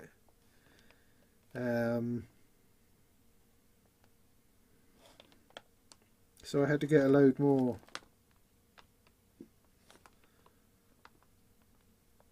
But it would be, I desperately want to get back into doing it. But I've promised myself that I will finish the Descartes Dream before I do any more on it. Because, I think the Cosmo stuff is a nice, lovely, big project. So, because I've got like a dozen of those panels and PCBs to make an entire synth, a 2 oscillator, large format Cosmo synth. That's the plan. So it's a great project. I really do it. It's just purely time is the thing I'm poorest in. Unfortunately, because sadly I have to make a living. I can't just do the nice stuff. I have to do all the nice enough stuff. I've got a lot of writing and reviewing to do for other people in order to pay the bills. If I could get another 1,000 patrons or something, then maybe I could do this full time, and then I could be making videos all the time which are interesting and engaging and fascinating about different things. I've got a long list of videos I'd like to be able to do. It just, unfortunately, it's purely reality. Reality is the problem. Reality. Sam is infuriating. Is Sam infuriatingly energetic in real life? Yeah, he is pretty much. I mean, you get him and Simon Magpie together. It's an incredible combination of stuff going on. Amazing. Yeah, you saw. I mean, Sam and Heinbach and Cuckoo have been knocking around together. I think Cuckoo and Heinbach went to visit Sam down in Ramsgate, down his Museum of Weirdness. So they've been doing a few bits and pieces, which is very cool. They're a cool bunch of people. I don't sit easily amongst such luminaries, I don't think. But Sam in particular, I got a lot of time for Sam because he knows what he's talking about, and he's doing some stuff which is out there, which is not necessarily crowd pleasing or hip. He's just doing interesting stuff and really working at it, like working his socks off at it to create this museum. I think is an amazing achievement, and with loony ideas from time to time and pulling it off. He's just amazing, absolutely amazing. So a lot of time for Sam.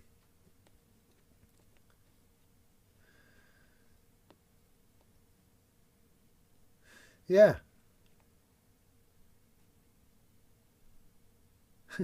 Yeah, I mean, if the Cosmos stuff really works, then absolutely, I'd be happy to drag around a suitcase of that. Any old wear, because it feels, I know, less precious. It feels like it could be abused without too much trouble. It feels like it would gig well. Rather than this, always feels a little bit delicate. Oh my goodness, I'm going to break it. It costs so much money. I'm on the back of a motorbike. Whereas, I could strap a Cosmo thing on the back and just go to town on something very simple. I'd have just a simple synth. I'm going to have to build a panel for the Eurorack, I think. That would be fun. And add that in. Oh yeah, true formats, eh? Okay, so Quirkism asks, any thoughts on one Korg SQ64 versus 2 or 3 SQ1s? Interesting. The SQ64, I mean, I did a quite a big video on that, and at the time, I think I felt I understood it. I felt I got to the bottom of what it was all about. I got it out again recently because I was doing a video on something where that seemed to really fit. I can't remember what that was now, and I found it really difficult. Found it quite hard to get back into. I couldn't seem to work out an easy way of just recording some notes in. Just want to play some notes. Can I not play some notes? Was there no step mode? At least I couldn't find it, because I remember making the video on it, having a good time and getting some good tunes, and then going back to it, I just couldn't get it. I couldn't seem to find the flow. Very odd. What speakers and amp do I use? That's odd. That's the second time I've had that question tonight. That's really interesting. No one ever asks me that. No, trailer for the bike would be a disaster. Speakers and amp, I don't have an amp as such. I mean, no, I do, because they're MS5s, are they? Yamaha MS5s, 20 years old. They have amp built in. They are powered speakers. That's the word I'm after. That's not very good. You have the SQ10. That's a classic.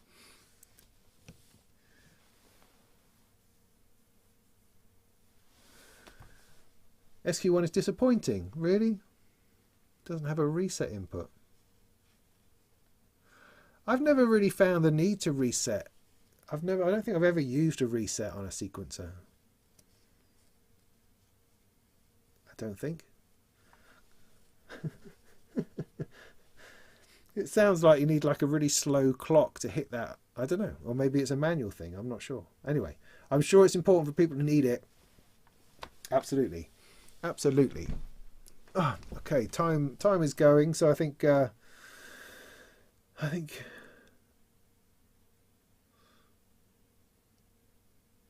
yeah, I mean, a lot of people have a lot of time for the SQ1. I mean, Steve Davis uses 2 of them often.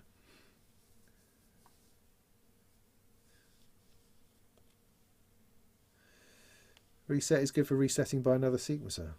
yeah, I mean, I get what it does. I just never found a use for it. Stop or start. All right. So active speakers, yes, Nicholas, they're active speakers.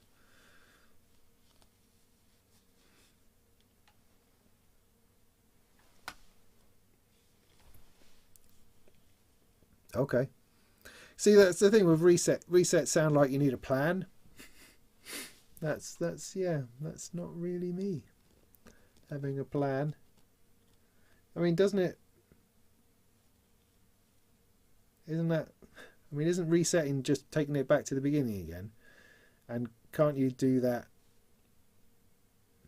when it gets to the end of the loop? Ah, okay. So I used reset, thinking about it, on. Well, that's. I suppose on the 8-step sequencer, right? I've got over here the Wavephonics 8-step sequencer. You can push the switch to play, skip, or reset, and all that means to me is that you're reducing the length of the sequence to 4 steps or 3 steps or whatever, and then it resets back to the beginning. I suppose. I guess sending a reset to a sequencer puts it back to the beginning again, before it would, on its own, go back to the beginning. Or I guess if you've got a bunch of sequences which are out of each other and are rotating round and you want to bring everything back to a sharp stop or sharp restart, I suppose. I mean, of course, I don't even know why I'm talking about this. Of course, resets is glorious and everyone should be using them, except I don't really. Repeat and offset patterns. Yeah, okay, Chris, thanks. That's probably the one.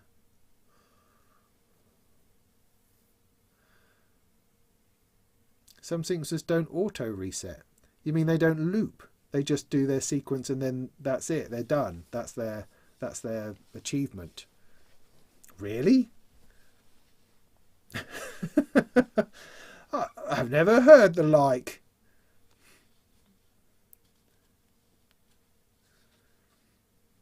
Okay.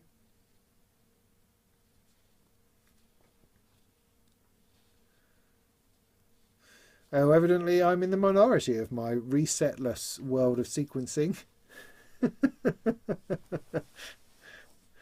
There's a reset on the Varigate 4. There's a reset. Oh yeah, there's a reset.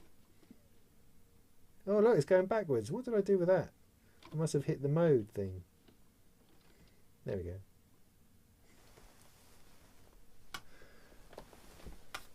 I mean, a reset would happen on, like, when the voltage is high, yeah? So if you attach it to another sequencer, unless you want it resetting all the time, you'd have to have a really, really slow sequence, wouldn't you?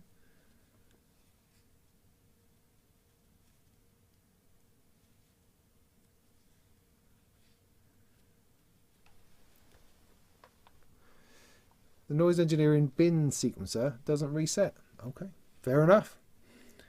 Get into resets, all right.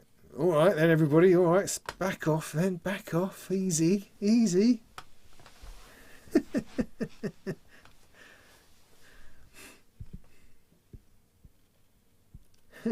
Yeah, Steve, I just like things to run, you know. All right. Well, as I say, I'm not in with the cool kids.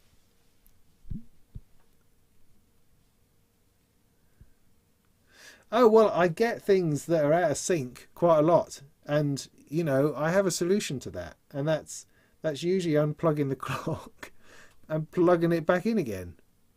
So I suppose one could use a reset in order to put them back into the right space again. See, that had never occurred to me. But that's that makes some kind of sense. Because I've got like the sequencer running here. That's running drums, or until, you know, up until the point I got the consequencer, I was using the sequencer to run drums, and sometimes it would be out with the sequence, and which would drive me nuts. And so I'd spend 5 minutes sort of switching the sequencer on and off, trying to get it to find its groove, or then I'm just putting the clock out, putting the clock back in, putting it out, putting it back in, trying to get it to find its lock, if you know what I mean. I don't mind where it finds it. I don't mind if it's on the first or the third beat, just as long as it finds a groove. And I guess using a reset would do that. I mean, you could you could wire that to a button, couldn't you? I could patch it to my light strip thing here, and just tap it to send out a reset. You know, wire that into a mult, plug that into the reset on every sequencer, and just press it in order to reset all the sequencers, I suppose. Yeah, I suppose. Yeah. Hi, the Commodore 64, Ken. That was brilliant.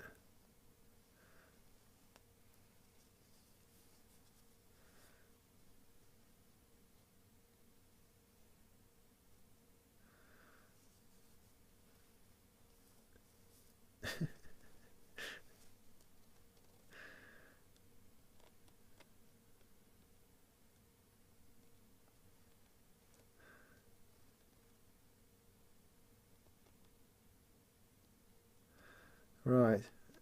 It's just like a whole other thing. Oh, I don't know. Anyway, there's only so much room for stuff. Anyway, I think that'll probably do us for tonight. I think that's late enough. I need to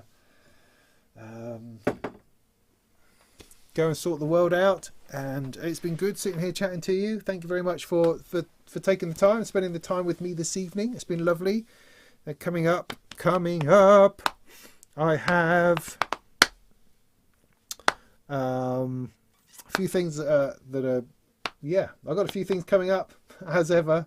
I talked about things I'm wanting to make videos on and trying to find the time to make videos on. I mean, how on earth did I find the time to make a video on the Molten Hole when I should be doing something more deep and interesting? Well, because it was quick and easy is the answer to that. Quick and easy can be nice. Oh yes, the most important thing is that we're building the envelope generator on Wednesday. So Wednesday night, I'm doing more of this crazy live streaming soldering, which is such a naked commitment, I think, to showing my ineptitude at things, but grappling with ideas and grappling with circuits. So that will be Wednesday.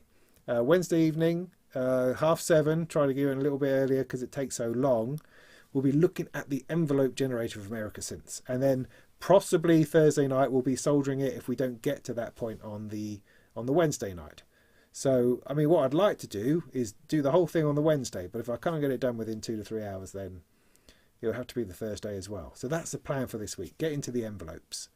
And because we made our lovely case, I got it up there. Can you see that? Probably not. It's just, anyway, which is great. It's good to have the case together. And now we get some envelopes. It will be awesome. So that's ticking along. It's good to do, I think. I'm going to keep at it. I'm going to stick with it. I'm committed to it. And I think it could be useful.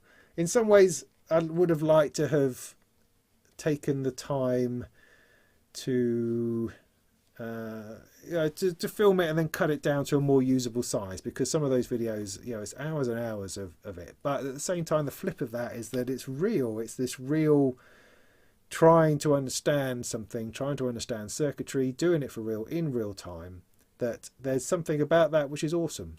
And so I'm going to stick with it. I'm going to go with that. So that's this week with a bit of luck. And we'll see where we get to after that. Always more stuff coming along. Somehow I'm still keeping at this.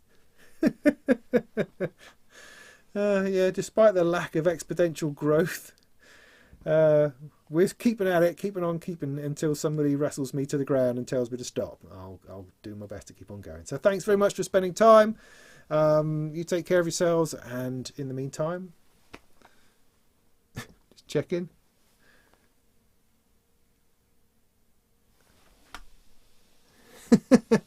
The milestone is from a friend of mine called Nat, who put this together for me, which is beautiful. They're lovely. It just says that I passed 40,000, which I did before the end of last year, and it's taken them this long to get it to me, I think. So they made it to me probably in school or something like that.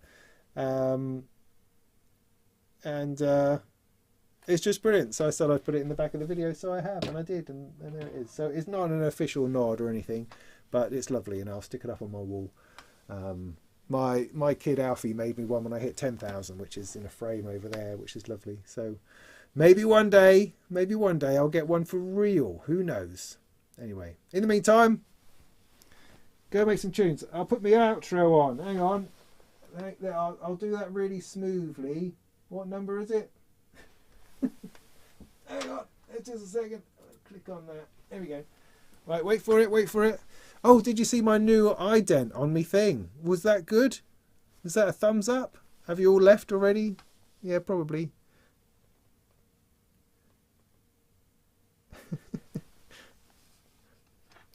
There's a clown fest on at the moment. Fantastic.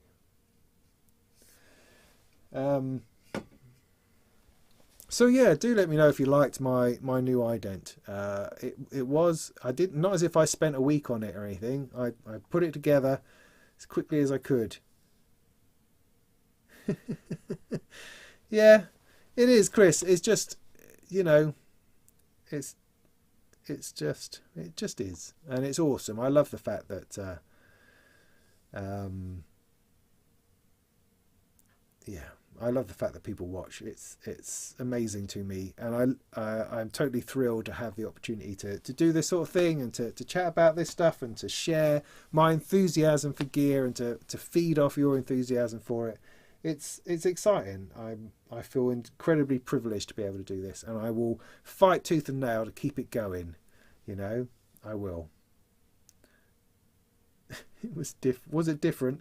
Yes, just a little bit. I mean, it was in the same sort of vibe. I didn't change the music. I kept the same music, as some people, enough people said, don't change the music.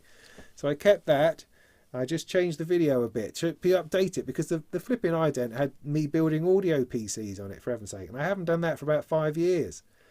So it was due an update, and so you know, I just put in some different video and actually made it hit the beat a little bit, you know, match the music, things like that, and it wasn't just a repeat of the same thing over and over again. So yeah, do take note. I might change the music. I won't change it. I might do another version of it. But there we go. You have the personality for this. Clownfest crossover. Did I ever open that beer? What, the second one? Look, I drank the first one. See? Did I open the second one? No, I haven't done. I mean, I can. What time is it? 10:30. Look, I said I was going. This doesn't mean I'm going to sit here and drink it. Thank you, I Sing the Body Electric. That must look funny on your passport.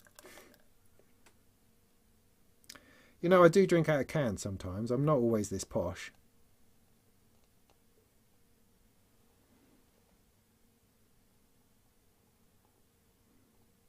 Hey! Oh, Chris, that's very kind.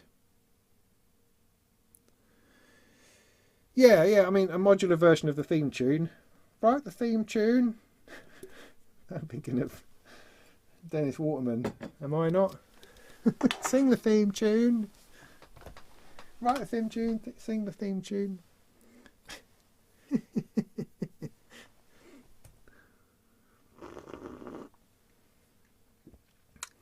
Yeah, I mean, it's... well, I mean, I wrote the piece, obviously, for a cathedral service, as you know. And so it was pulled from that. And it was from very much my software synth days. So, I don't know.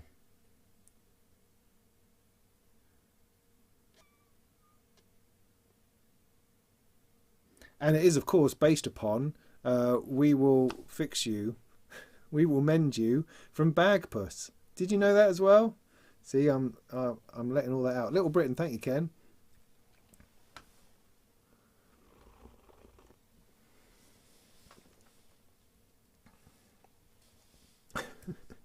So if I'm leaning around, it's because my screen is just there with with the comments on that I'm just trying to read.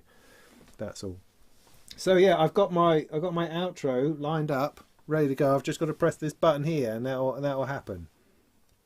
So all right, I'll just give you a minute.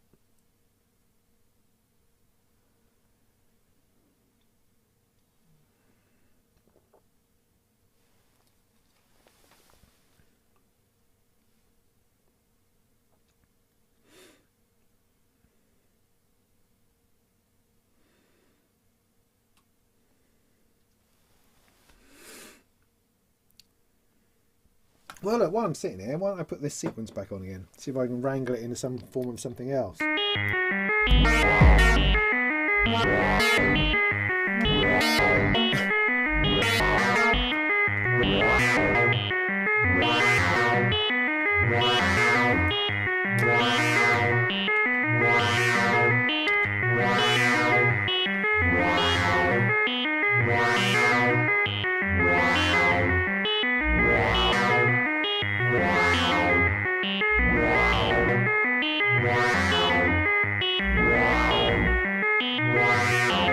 I can't remember why it's wowing. Oh yeah.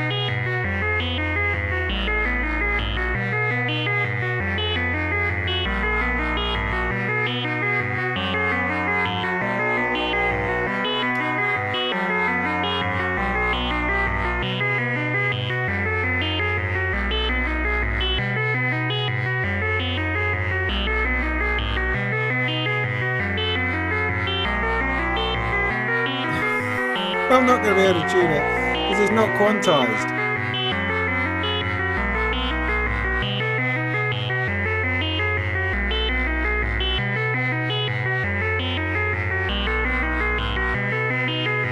There is no reset on these sequences.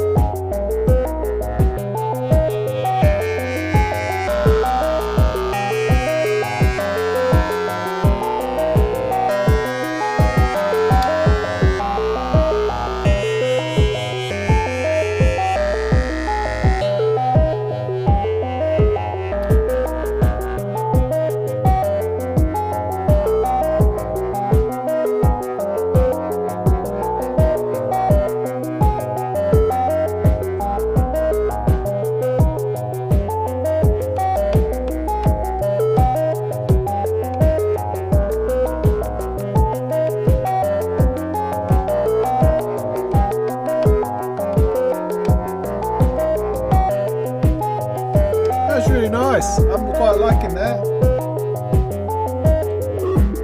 Not quite sure why the Jove has given me quite so much heat.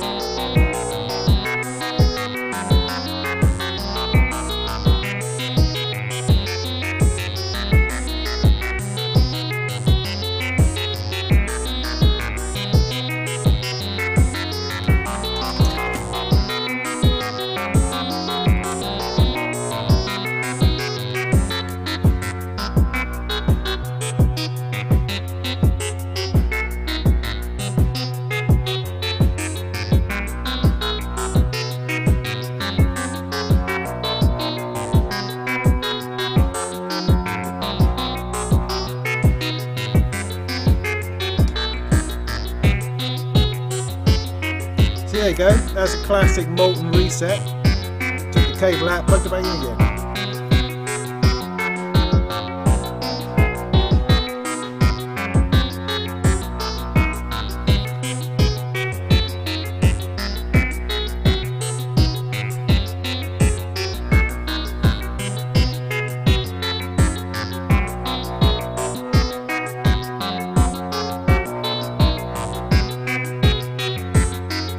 See, every type of patch cable.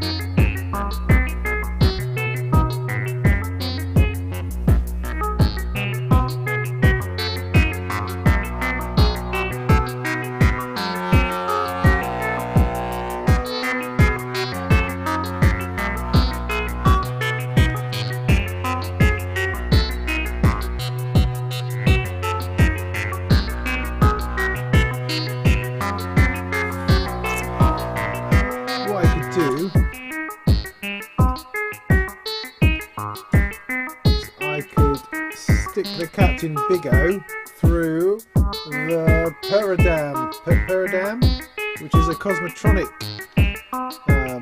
module, which is a distortion.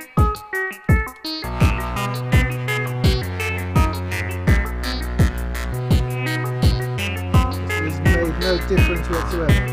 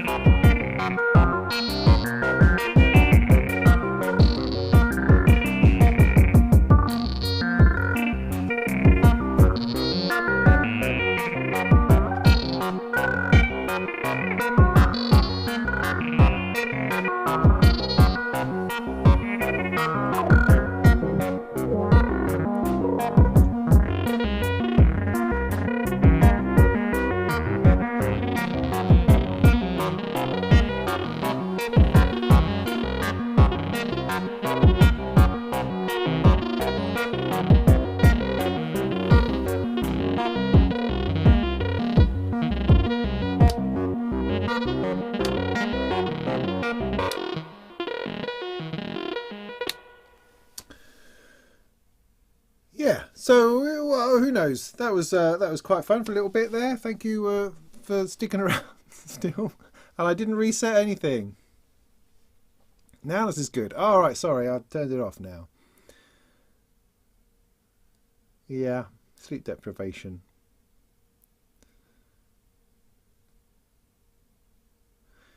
Yeah, I mean, I think you've used the word polymetric and polyrhythmic too many times now, Ian. I think we've kind of got past it. Anyway, cool. Right, I'll run VT and I'll see you on the other side, I think.